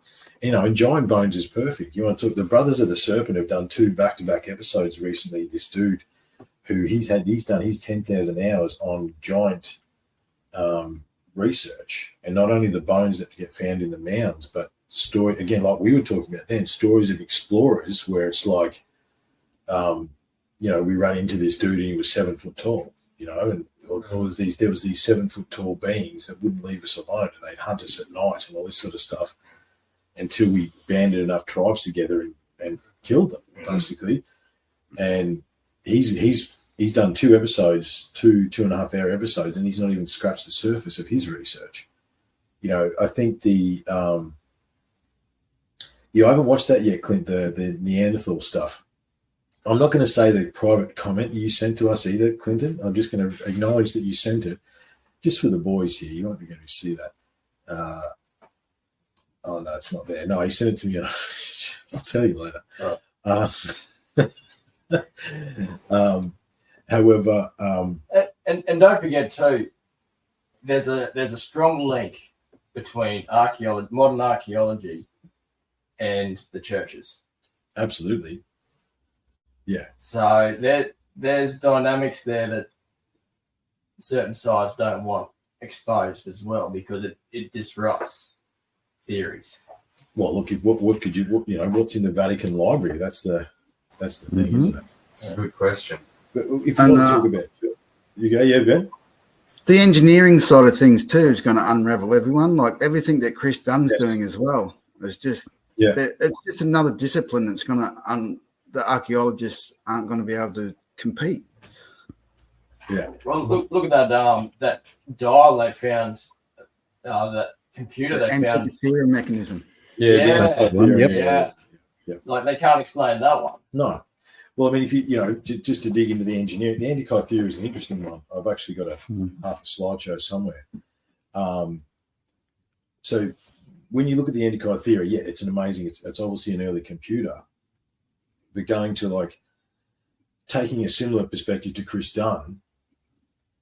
In order to make a machine of that precision, you have to have a machine capable of producing of making the machine, and then you have to have the technology in order to measure the fact that you've got it right. Yeah, how do you get to there, right? I mean, I think the Antikythera supposedly is 2,000 odd years old, found in a shipwreck. However, it's actually the latest Indiana Jones, the Dial of Destiny, and that's the thing. It's not a great movie, but it's interesting stuff. I'm not saying the. But that 2,000 years ago was that a relic? Was it a relic that was harbored, and valued? Was it a piece of tech? Was it something that something left over that someone knew how to use, and it was passed down through a lineage sort of thing? Well, think about what's the old school idea we had, that they built the pyramids because they had an iPad that still had a solar charger. Remember we had that idea like 7 years ago? It's like someone still had an iPad that had a solar charger and it had the plans on there. And then, because in Egypt and in every single one of these megalithic cultures, the deeper you dig, the better it gets, which is not the way it should be, right? If we're following evolution and how awesome, the awesomeness scale, the older you go, the better it is. The older you go, the better it is. So it's like our theory back in the day was someone had an iPad with a solar charger and it just ran out. You know what I mean? And then they were just trying to copy. Planned obsolescence, they were just trying to copy it. Because there is obvious evidence. Again, you talk about the machine that makes the machine that makes the machine. The thing about, so we talk about Baalbek, right? And the Trithian, the 1,000-ton stones at Baalbek. Cool.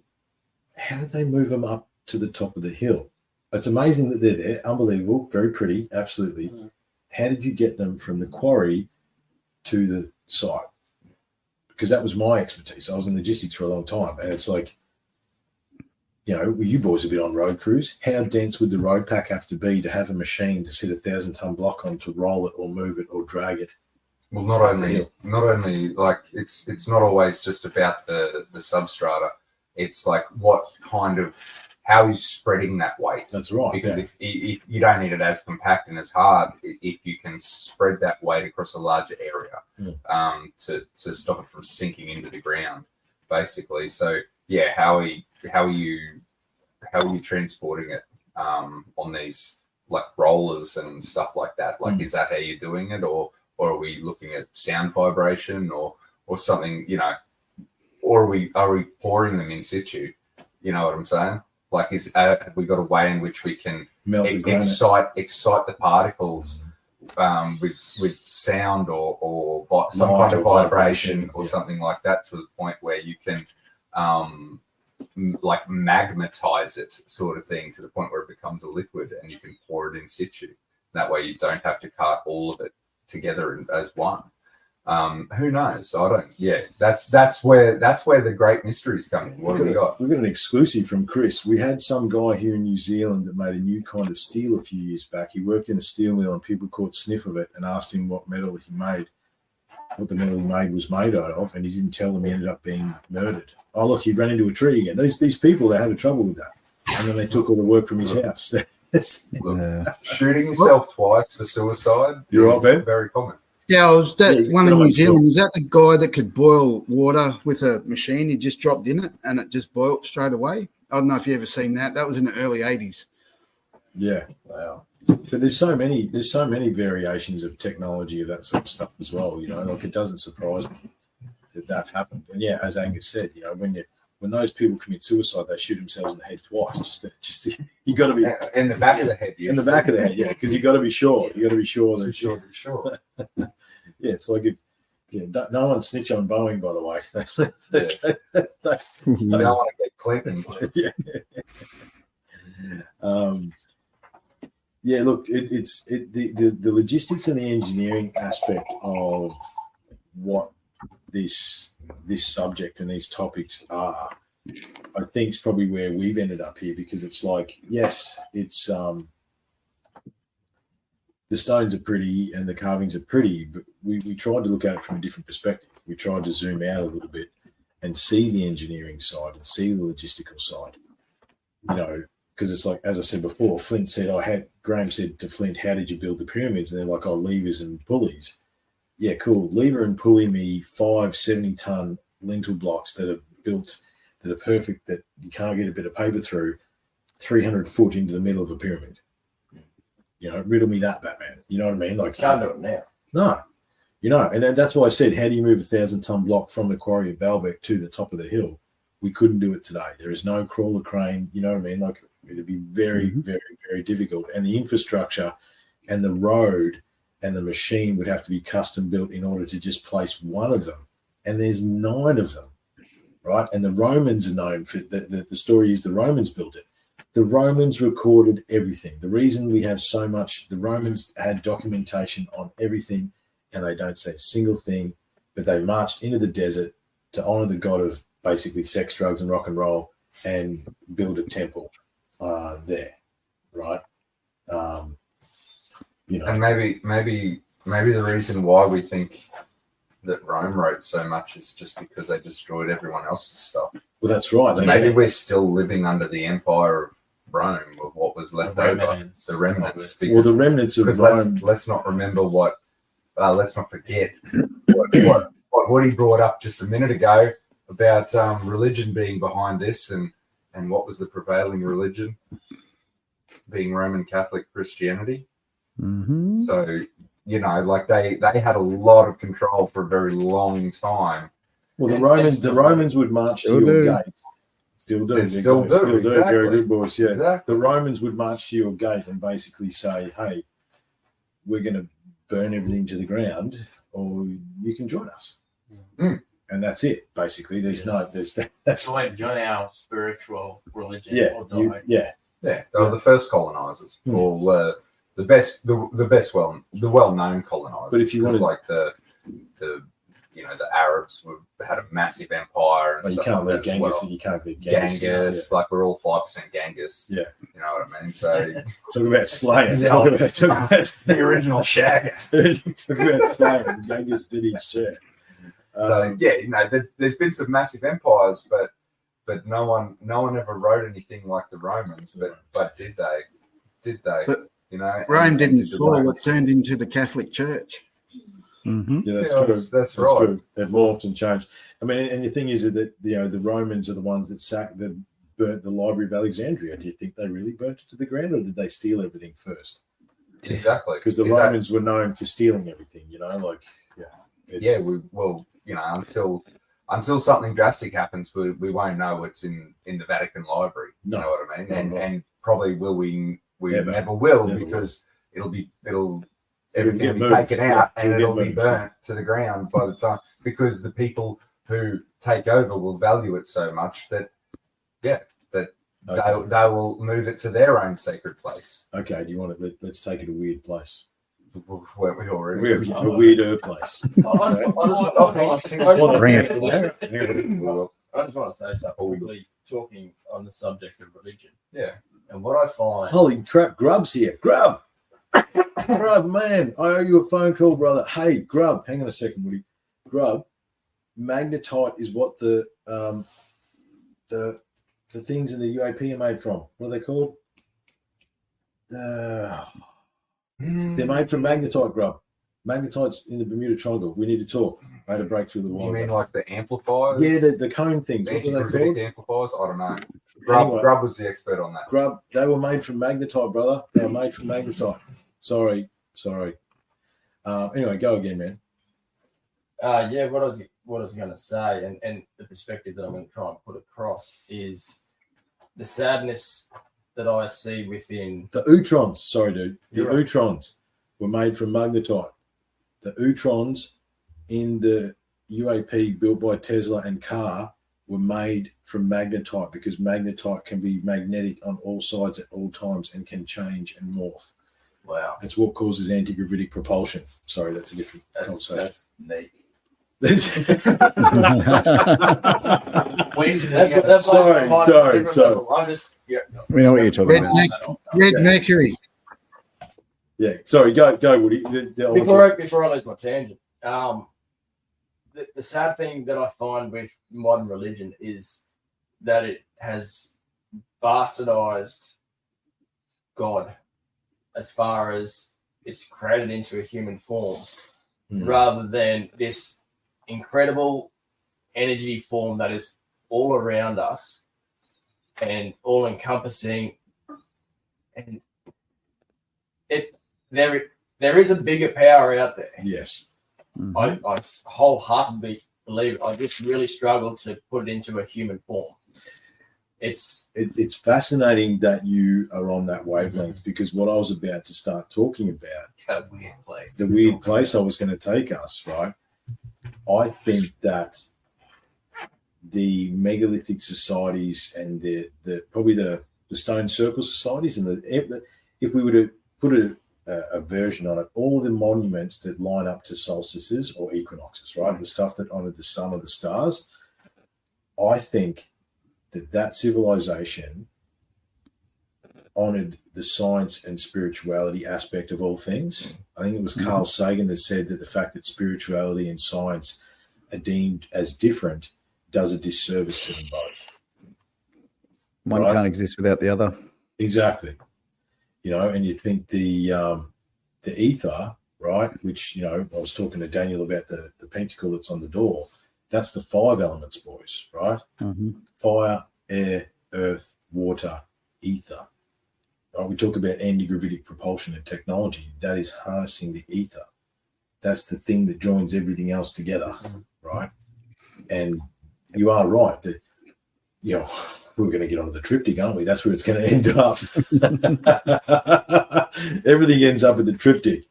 It's the answer to everything. It's the answer to everything. the monetary value of the church is what disrupts the beauty of the power of the universe and the power of God. Yes.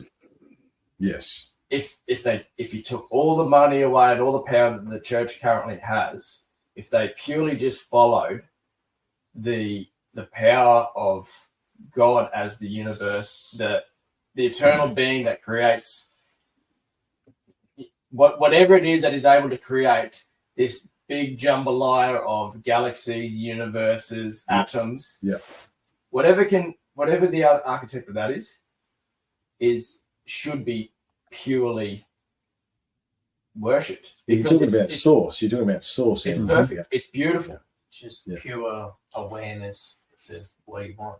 Yeah. What would you like to do? Endless possibilities. Right. Yeah. And that's beautiful. It is. Well, I mean, if we go back to old UTC days, we used to say with some of the Quest for Self stuff, it's like, on one hand, you are a drop in the ocean forgot about. That's how insignificant you are. You are literally nothing in the universal scale. But on the other hand, you are the most powerful creator that ever existed, ever, right? And you've got to exist within those two places, right? Understanding that, and the big part of the research that we haven't come back to was the triptych stuff, which the Masons tied into all the cathedrals, which we could wax lyrical for a long, long time. Well, it was so.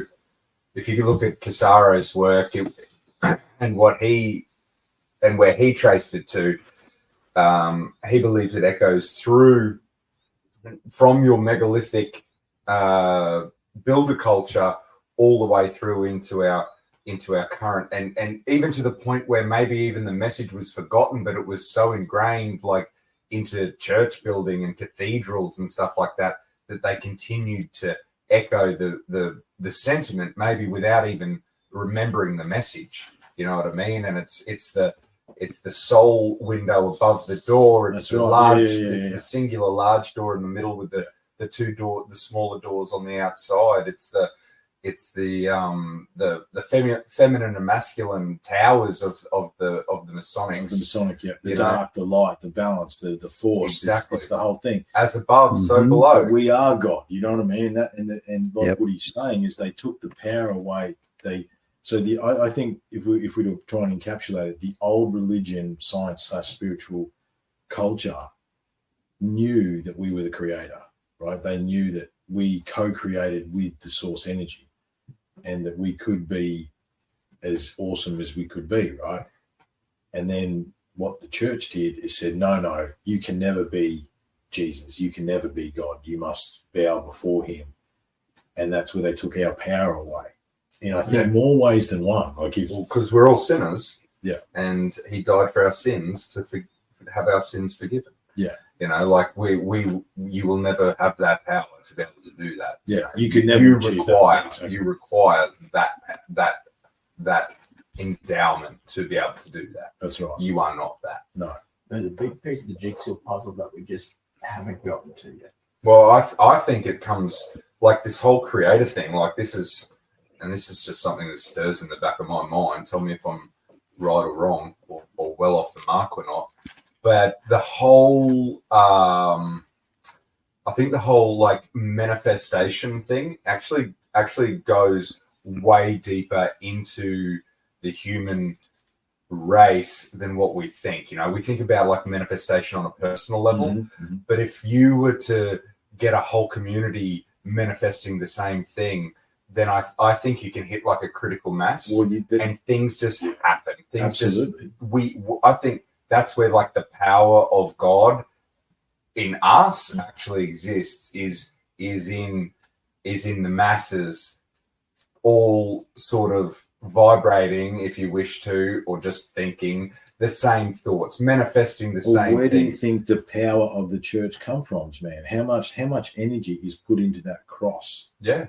Right? How much energy is put into the Star of David? How much energy is put into the Islam, the Buddhist? Well, I just want to let's take it away from the religions right now. Let's think of something that has just become it's become expected, right? So science copies science fiction. Like we're all used to that, right? But what if that's actually something that happens in us when it's something that's required in the population, whereby dreams it, and then it's like the theorist and the practical engineers. You know what I mean? Someone's dreamt the idea. Yeah. So then, so an author, a lot of authors speak about like things being brought to them in downloads. We've all heard the download sort of stuff about guys having massive like lists of patents and stuff like that, because it's just they weren't my ideas. I downloaded it from the Muse. The Muse gave it to me. The author writes the book, but it can't be put into practice. That book now has to become popular. Yeah. Then millions of people read that book, and millions of people get on board with that. Then they manifest and that then idea. you manifest it to the point where a engineer can create it, like a scientist can prove it's possible. What if none of that happens? If that guy didn't write that book, it all just filters through. What if that's what's actually guiding? Guiding our path. Now relate that to the Simpsons predictions. Yeah. No, You're right. It's a very similar kind of. Everyone's watching it in a relaxed state. Yeah. This happens. And then it has that altered the timeline. No, but do we manifest it into happening? Do they not predict it? Do we manifest it into happening? So when they did the Trump episode, however many years ago, did just enough of the population, like a critical mass of the population, watch it? Where they don't even know they're doing it. That's the funny thing. It's 2020 hindsight. It's not planned that they were steering it. It just so happened that and then that you start to point out more and more times where it happens. I think that's where the power of the creator in the human race actually exists. I mean, there's a downgrade theory behind that as well. Ben, you've had your mic on, brother. What's up? What do you got? Is it on or off? Sorry.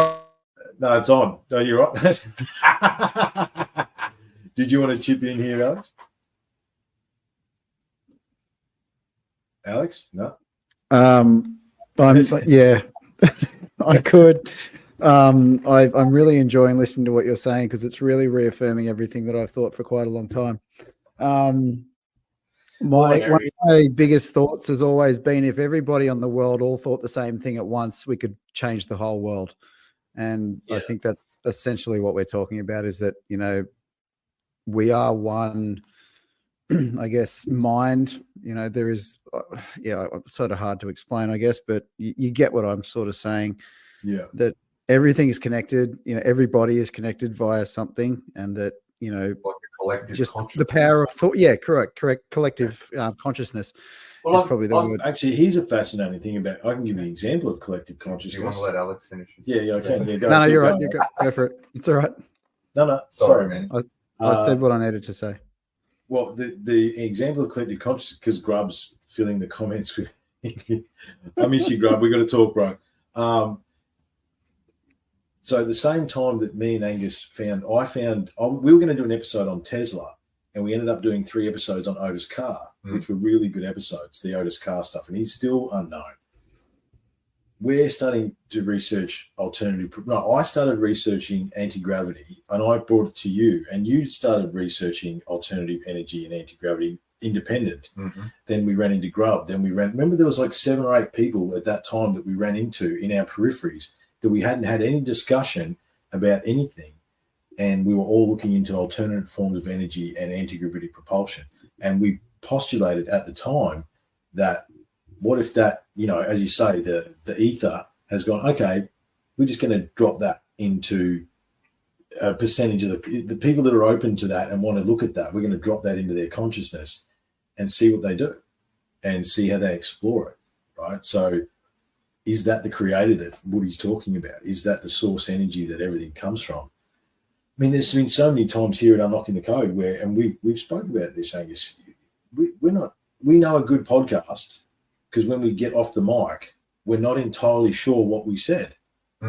So if we don't know what we said, where did what we said come from? You know what I mean? Like, how do we actually, you know?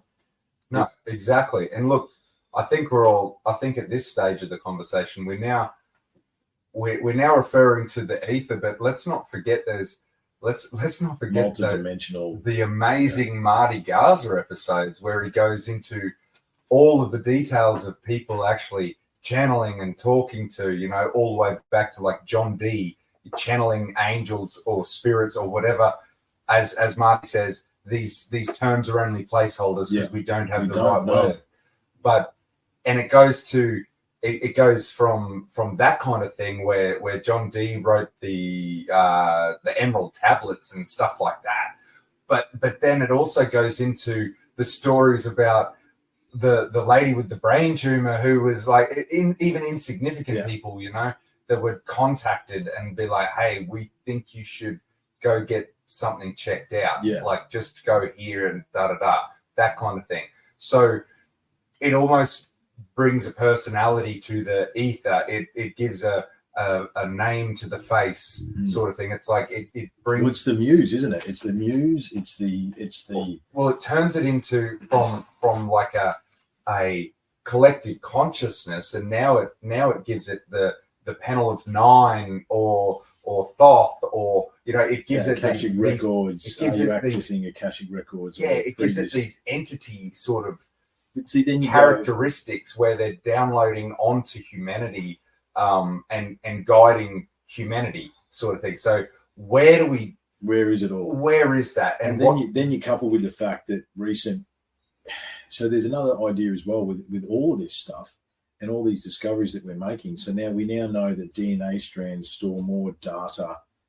Like it's like a terabyte. I can't remember the numbers, but it's terabytes of data can be stored on a DNA strand. So then we need to actually have a conversation about genetic memory, right? So are you bringing stuff through your genetics and your DNA and your lineage of your people? And that makes sense, right? But that's just the earthbound stuff. If we then go, okay, what if reincarnation is real? And I feel that it is. I feel that we are a source energy, what makes me, and you, I think we do come back around. That idea does resonate with me.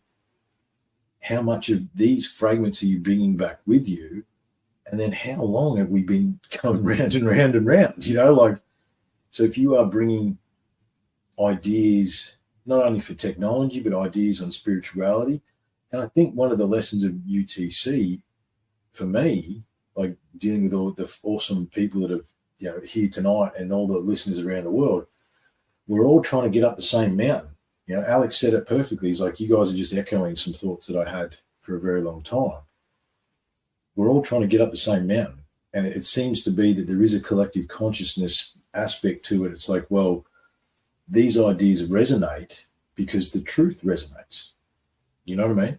And I think there's an aspect of that as well, for sure.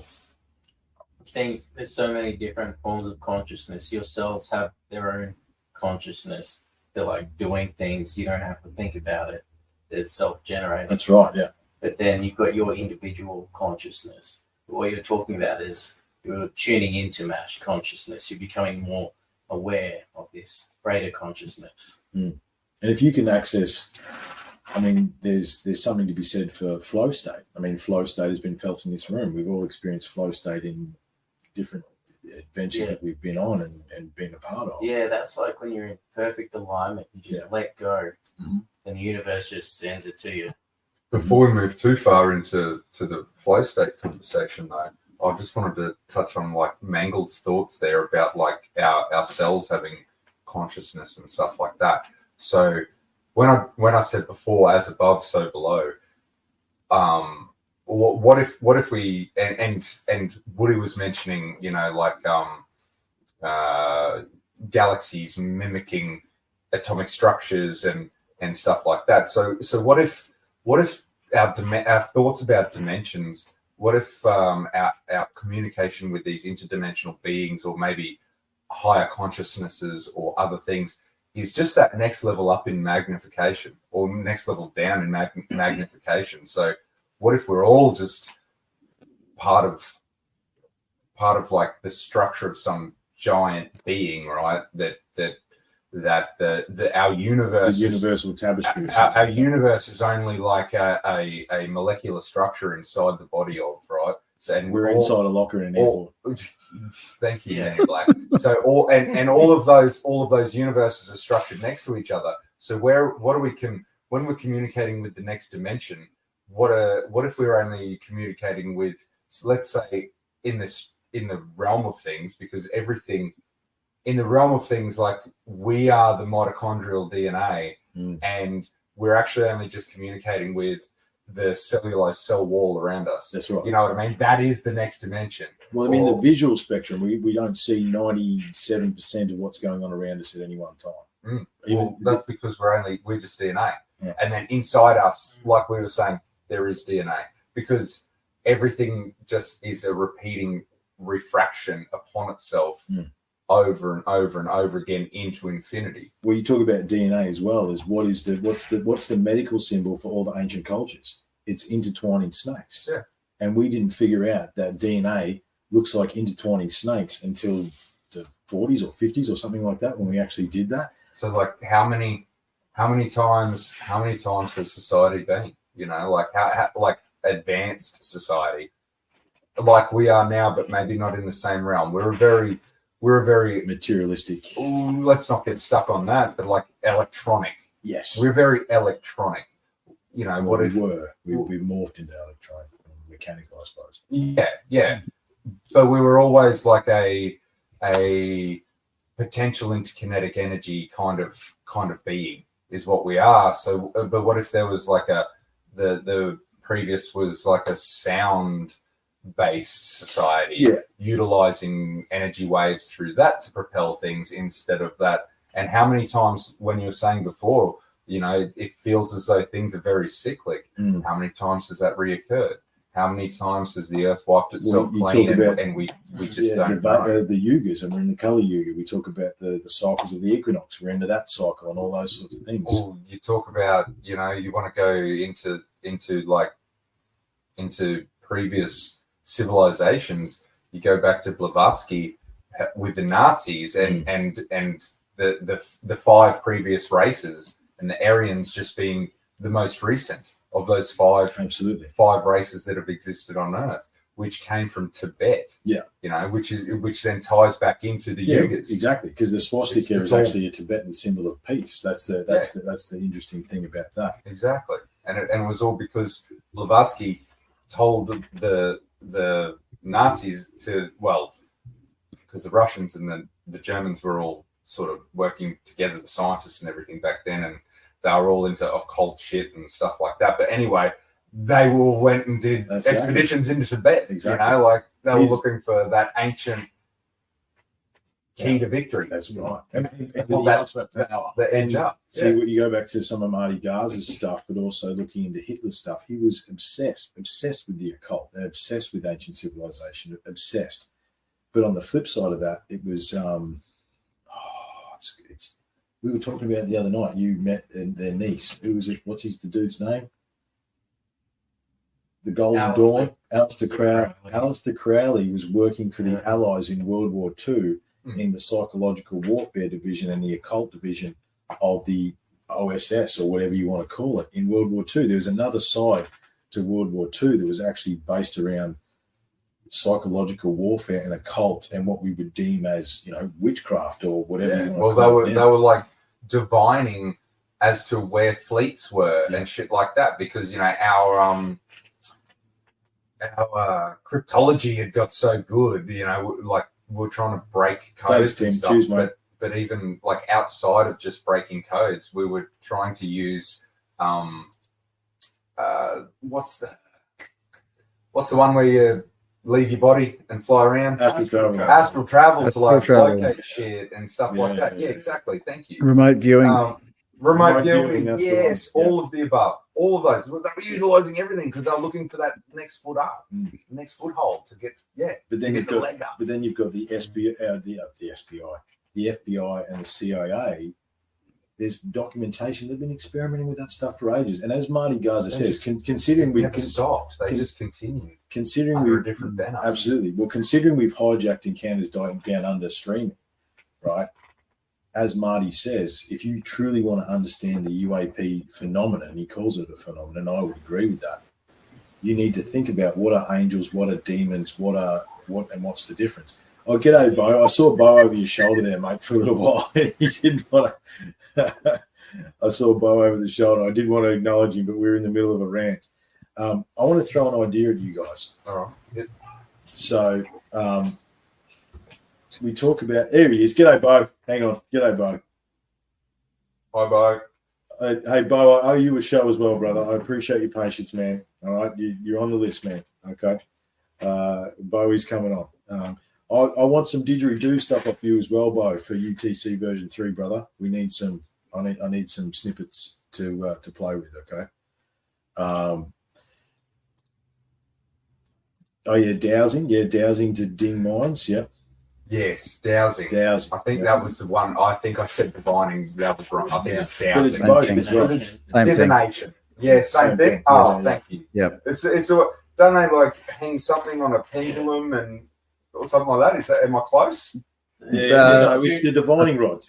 Divining rods is 2 metal rods that cross over when they hit. You've done it with water. You've done it. I do it all the time. I was going to say you do it all the time, dude. But I thought dowsing they would do it like over a map, it can be a pendulum. Didn't I show you that? What? Dowsing? Divining with the water? Probably way back in the day. Back in the day. Yeah.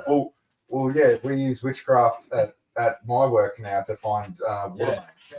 I can find pipes, electricity underwater. I can find mains. That works. With 2 copper rods. Yeah. 100%. I've got a set in the exploration bag. Proper. Yeah. So I use I'll go haywire in here if I walked across it. I use silver solder rods only because that's what we've got in our trucks. It's the purest thing you could find. Yeah. So we just bend the silver solder rods, make them into when we've got nothing to utilize, like on the ground to find things, we can go back to that and at least get close. Get close, that's right. 100%. I thought it was I'm trying electricians. I use copper. Or brass. Yeah. The ones that I've got are brass, brass. Yeah, because I've they're got high brass conductors ones. of electromagnetic field. Yeah. I showed a couple of electricians on a job once, and they thought it was absolute BS. And I'm like, yep, I can do it. And then I gave it to one of the boys, and he could do it as well, and the other one couldn't.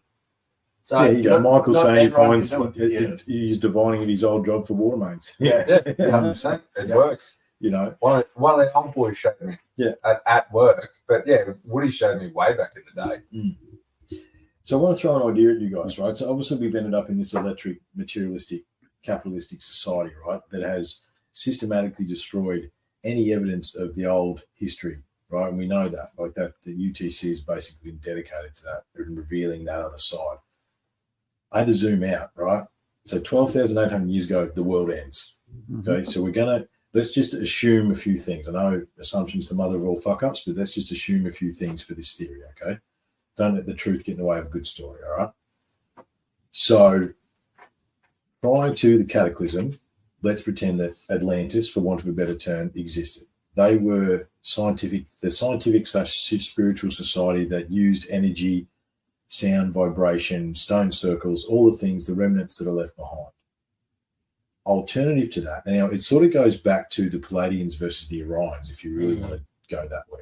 Okay, so let's pretend the Palladians are the science and the spiritual, and the Orions are the materialistic and the capitalistic. You know, one of the arguments Graham has always put forth, but he didn't do very successfully on the JRE show, was as we sit here now, there is undiscovered tribes in Papua New Guinea, 2,000 k's north of here, right? There's undiscovered tribes in India, in Africa, in the Amazon, still to this day. And there is different versions of society and civilization that exist. So the cataclysm's coming, right? What's the story? The cataclysm's coming. We know it's coming. Build a big boat, right? That's the Noah Ark story, right? So then the question is, who's going to build the better boat? Is it the materialistic society or is it the spiritualistic society? I postulate, right, that whilst both versions for society somewhat survive, which is the reason we cling to these ideas, whether it's genetic memory or whatever, but the flip side is the materialistic survived, and that's the reason we see a systematic destruction of any evidence of the old civilization, and we are a manifestation of that materialistic civilization now, which is the reason we're in capitalism. So to add to your thought process before we move into discussion. So let's say underground's a lot to do with it as well. Let's like Cappadocia. Cappadocia. Here in Kuyu. Let's say that South America, the Europe. prevailing civilization, the dominant one, was the Pleiadian style, and they kept in check the materialistic exactly. one, and then like you're saying, to add to your story, so they were existing simultaneously, but one kept the other in check, and then a cataclysmic event enabled one to prosper, the one that was being kept in check because of its materialistic, because its ability to build. It valued those certain things, will build certain things, maybe things that don't last very long. You know what I mean? Like if you're building a lightweight boat that floats on water and not a megalithic monument that will last eternities, then you're building ethos is structured in a different way. And it just so happened that a cataclysm favors one over the other. That's right. So the echoes of one are what are the mysteries that make up the world that we're continually trying to investigate and work out. Meanwhile, the other more temporary style was enabled to prosper because of their style was just favored by this type of cataclysm. That's right. Yeah. You know, if like right now, our style of society, if we had a solar flare incident that ended our civilization, then the one that was less dependent on electricity would prosper. Exactly. Because we're very dependent. And that's sort of what led me to the thought process, because, you know, the blocks that we keep running into here at UTC, it's like, you know, well, the mortar is a good thing in the Great Pyramid. Remember the mortar? And still to this day, someone Google what is the mortar in the Great Pyramid made out of, and there's one statement: It's made out of an unknown substance that we can't identify and no one knows about it. And that's it, full stop. Wouldn't you think the glue that holds the Great Pyramid together would be a little bit more of a curious thing to look at? Yeah. You know what I mean? Yeah. Like, but they control the narrative, you know, and we saw, you know, bringing it back to Graham and Flint. Flint is an agent of that narrative, and he is the agent of that narrative. And I wonder whether that's the society we're living in now. And we go back to the consciousness, the source. We knew that stuff, boys, at some point. We were that civilization at some point. And then that cataclysm happened. And yeah, you put it beautifully, I guess, allowed the other side to prosper, which then they systematically destroyed whatever was left of the previous civilization that understood the source, this source energy, create energy that Woody is talking about. You know, like it's hence why the message had to be perpetuated in secret. You know, hence the formulation of secret societies. We come around full circle. It's the triptych, the echo of the triptych through. And even the Masons have obviously been corrupted by that side as well. I think the Masons originally held the secret of the stonework and the ability to work it and whatever that surrounded. But, you know, we'll see that corrupts absolutely, doesn't it? And that's the thing. Everything, no matter how pure it begins, we have this element of corruption built into humanity, and it may come from the warring factions. You know what I mean? Because it always seems like everything, no matter how pure its intention to begin with, religion, for instance, becomes corrupted. Yeah. Well, you know, going back to what me and Daniel were talking about on Monday, it's the force, right? It's the dark, it's the light, it's the balance, you know. And if you want to bring it to right now, we are in that battle. We are in the battle for the dark versus the light. You know what I mean? The battle's been waging forevermore, right? We are in that time right now.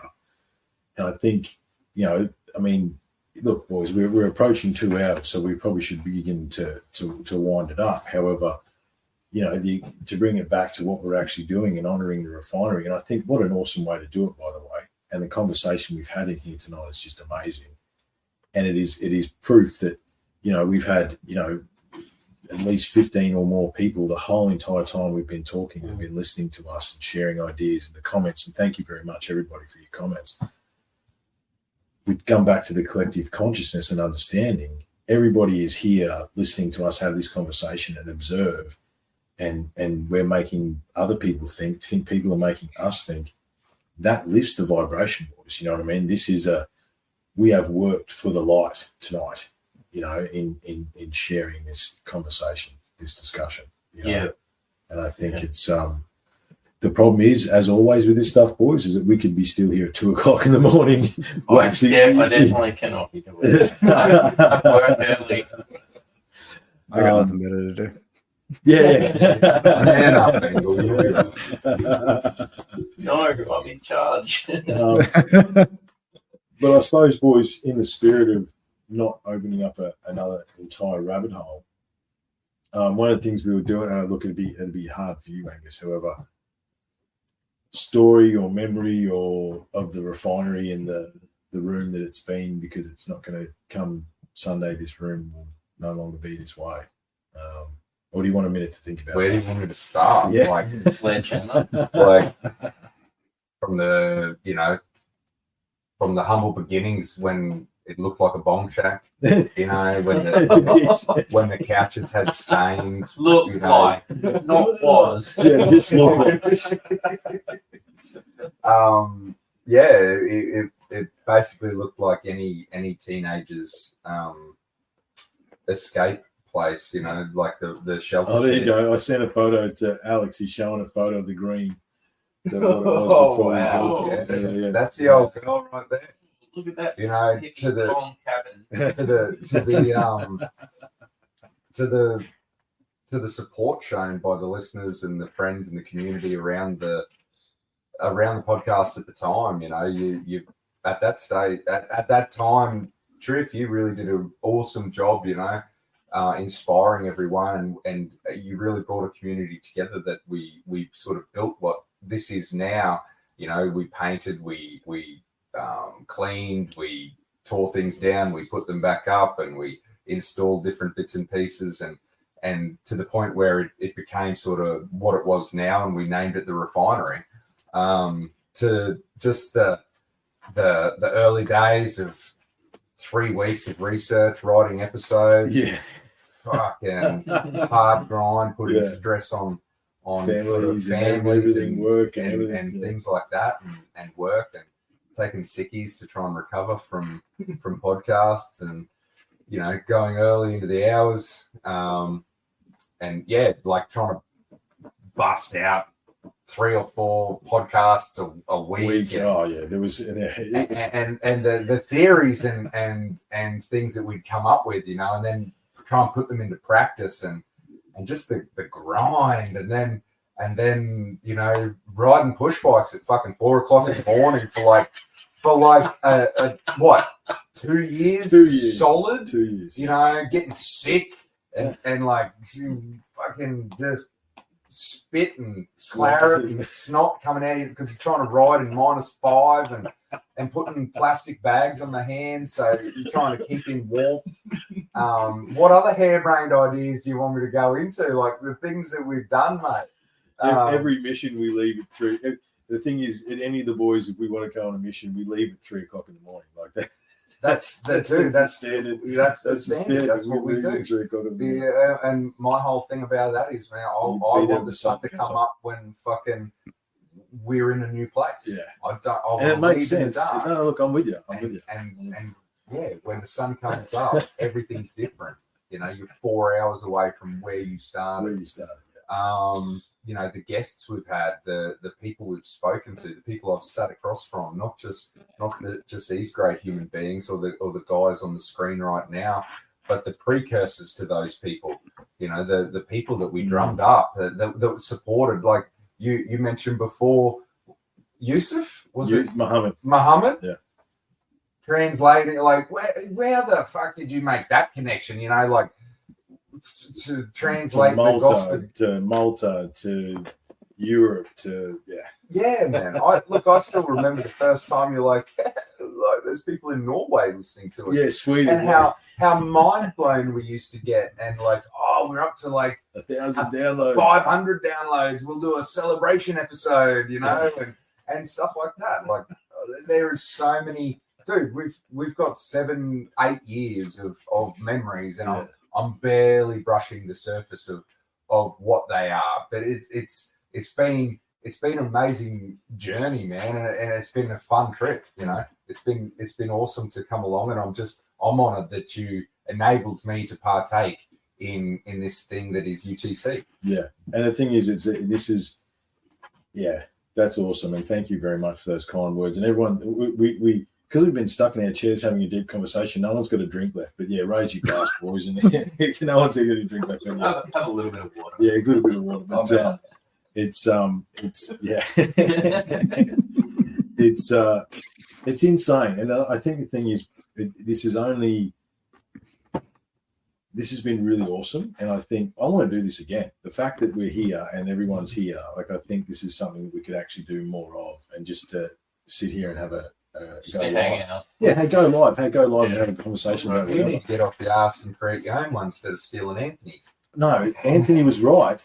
Anthony's post was a bit cheeky. He's like, Trippin's going to steal EDU's stream because he got in trouble with Facebook. If I put up a streaming thing, it goes nowhere. It doesn't go anywhere. Oh, fair enough. Yeah. I got shadow banned during the chaos. But yeah, look, boys, how do we encapsulate?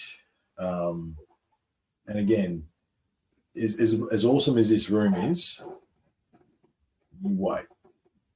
Give me a month, and you will see the upgraded version of UTC. I might send it out to the boys in the ether there. Ben, you just turned your mic on, brother. What you set it off every time I say that. Make it your own, Trev. It's yours, mate. Yeah. Yep. Well, couldn't agree more, Ben.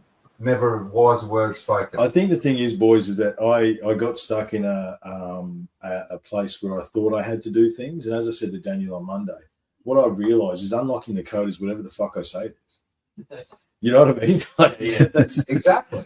that's It's not only what you You say. did it is. say that and you did not stutter. no, that's right. It's not only what you say it is. It's about finding those moments to harness the ether, the interdimensional beings, to ask for the downloads, to ask what direction, where should I go, what should I do, ask the ever loving universe, the God force. That's what you should lean on, because that's the pure intent that we've always said. We never marketed the podcast because it was always about organic growth.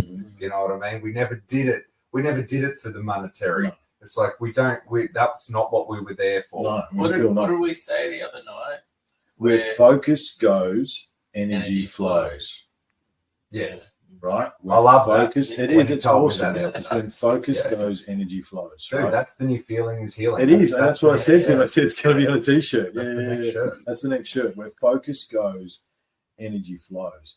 And it's fascinating. Like for those, I did an extended episode about my feelings at the studio. However, just quickly, how I came up and how I figured out how to move forward was staring at a key that's up over there, because obviously it's called unlocking the code. And actually, what about you, Bo? Have you got anything you want to say, mate? Bo wants to come on. He's got some theories he wants to throw at us. But have you got anything to say, brother? Because I know you've spent some time listening to us. And any thoughts, brother? Not on the spot, no. Oh, come on. I'll give you a couple of minutes. I'll come back to you. Alex, what about you, man? I mean, Alex is a recent but very valued addition. We've had a lot of really cool discussions, and probably will be on an adventure. I'll probably be on an adventure with Alex in the near future. Stay tuned for that. Yeah, looking forward to that. Look, when I was listening to the episode, your latest episode today, you sort of, and even in a text message the other day, you mentioned something about evolution. And I think, you're right. You've been doing this for 7 years. It's time for a change, and it's a positive change. And just to diverge quickly, like someone mentioned something to me last week that it was on a Facebook post, and she said, is it just me, or does it feel like there is a massive polar shift in the world at the moment and things are changing? And I just went, you're right, 100%. Like it is, everything's changing. It's a time for new beginnings. It's sort of like I think something you said earlier was like you're in your cocoon and this is your breaking out of the cocoon. You're the butterfly, right. That kind of, that's what I see. And it's that time. So just, own it, do you, and just, It feels like a new beginning, boys. And honestly, can I just say, I'm honoured, not only for everybody that's listened and all the people that have commented. And Mac is here. Josh is g'day, Mac. Been on for a bit. The people that have dropped in to say good day and the support that the UTC has gotten, and you boys in the studio, I'm humbled by that, and I'm ever appreciative of all the support and all the awesome things that we've done. And again, this is an end of the space, of the sacred space that we understand is the refinery, and it will be reborn into whatever the next phase of UTC is. The next chapter. Yeah. So the current song that we've been going around is Hilltop Hoods, Recapturing the Vibe. So everyone have a listen to that, because I think that is applicable not only to us but to everybody. Did you want to say any more there, Alex? Are you right, mate? Or no, it's all good. Good. Have you got anything, Bo, or do you want me to go in the studio first? Studio first. I'll get the dig. Get the dig out, man. Send us out with some dig. Yeah, go on. Send us out with some dig, bro. That'd be awesome. Woody. Gentlemen. Just lean in a bit, brother. Lean in a bit. Gentlemen, I just want to thank you all for the journey, being part of this journey, the community that's been created. It's just been incredible. the connections that have been made purely organically. So many of us were not linked in any way, No. shape, or form prior. And through one chance encounter with this guy, I've reconnected with a guy that I went to school with 20 years ago. I've connected with you. Things happen for a reason, and this connection is all part of the journey. Thanks, man. Beautiful. Yeah, Angus is the center in some ways. No, it's the same here. Like, I would have never nearly got my face mauled off by a jaguar if you didn't invite Trippin to your work camp out of Texas. And Yep. I got to go along as well. That's right. And I nearly got eaten, which was awesome. He's a bit cut up that he never got eaten by a puma or something, but it didn't I happen. just don't wanted know to go different than everybody else. Like, He just wanted to Yowies go won't downhill. touch me. The Yowies won't take me. And They just throw hang on a sticks minute. and rocks. Throw rocks at Did you. Robbo say he was frolicking naked in the river? I'm sure that's what Robbo Yeah. said. Yeah, Oh. there was definite nudity involved. So hey, Yeah. look. However you wish to go now. I'm just So you think I'm so that happy. that big cat was purring at you? Anyway, listen. He could smell you. We were trying to be like deep and meaningful, and you're just like, I nearly got eaten by a big cat. No, you didn't. It's okay, man. Like you're fine, bro. But did you die? Exactly. Did you die? I was kind of complimenting it. No, and thank you. I He took felt it it. He behind felt every good man and his podcast is Yeah. a demented next door neighbour. it. Right. The moral of the story.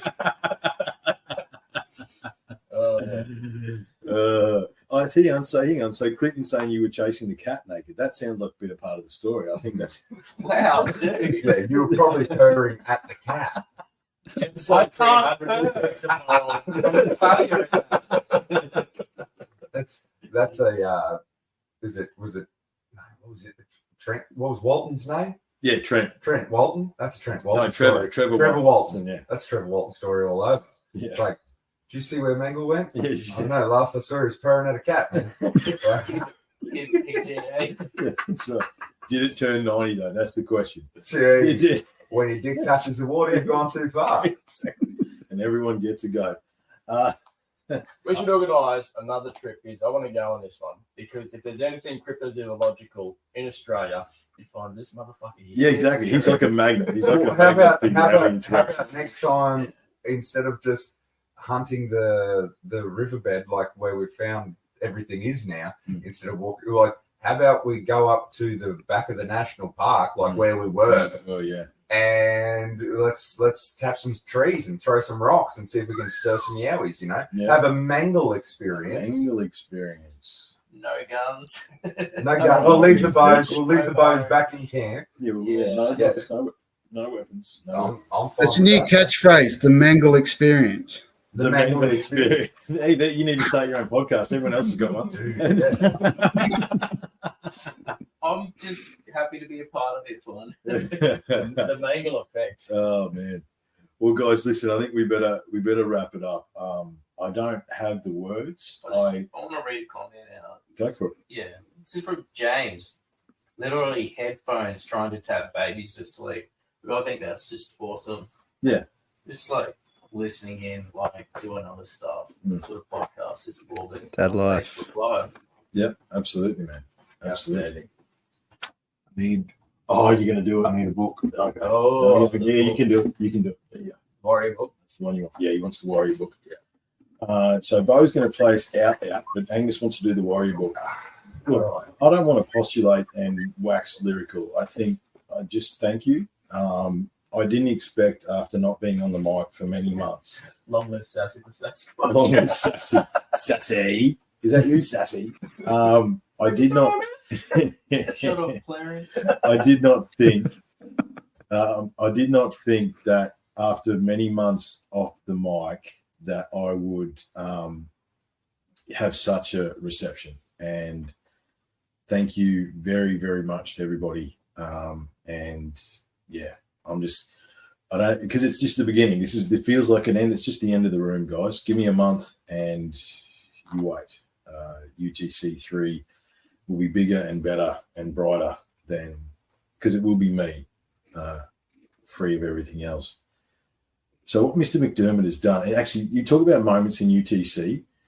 Bodie Sanders' book, we've used these books to encapsulate a show. I think that's the warrior lifestyle he's got there. Correct. I actually speaking of cool guests, Dr. Bodie Sanders is awesome. I've had him on twice. He sent me books with personal signatures, and I Bodie Sanders, right?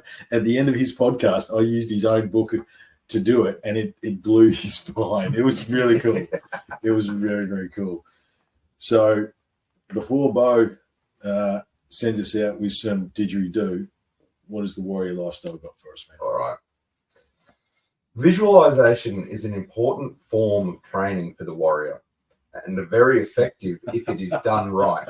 Actually, visualization works whether it is done right or wrong. It will produce results either way. The difference is the kind of results which is produced by your visualization practice. If you visualize yourself screwing up, allowing fear to get the best of you, or visualize yourself losing a fight, those exercises will produce results in your life, although they probably won't be the results you want.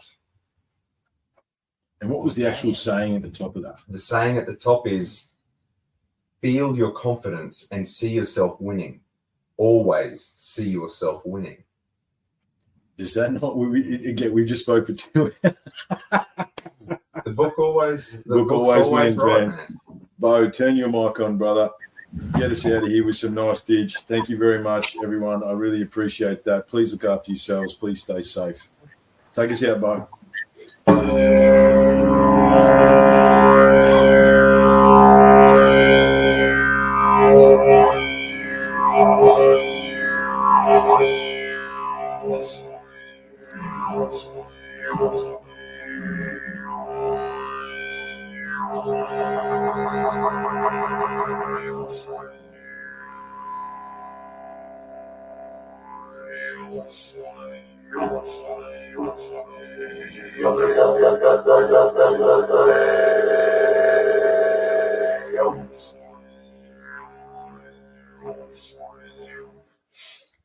Thanks, man.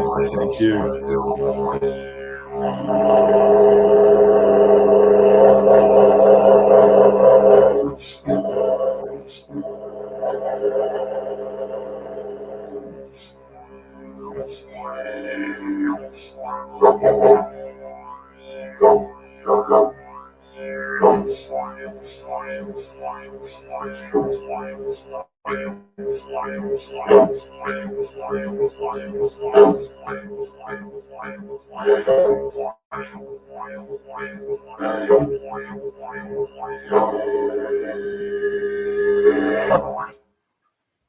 Wow. Thank you, brother. Thanks, guys. Take care. Awesome. Thank you. Just want to go again? Let's do it. Yeah. Go again. All right. I know you been here before. No surprises settle the score. I know the darkness deep inside. Reckless rage, poison pride.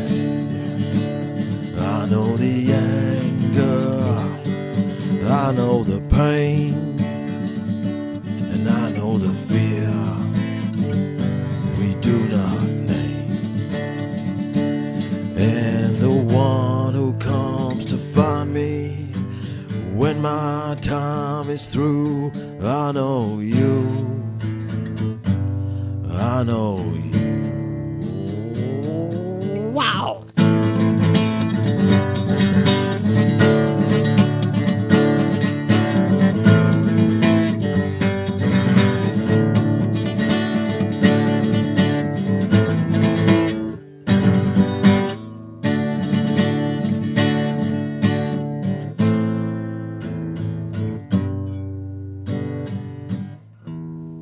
I know you. Better.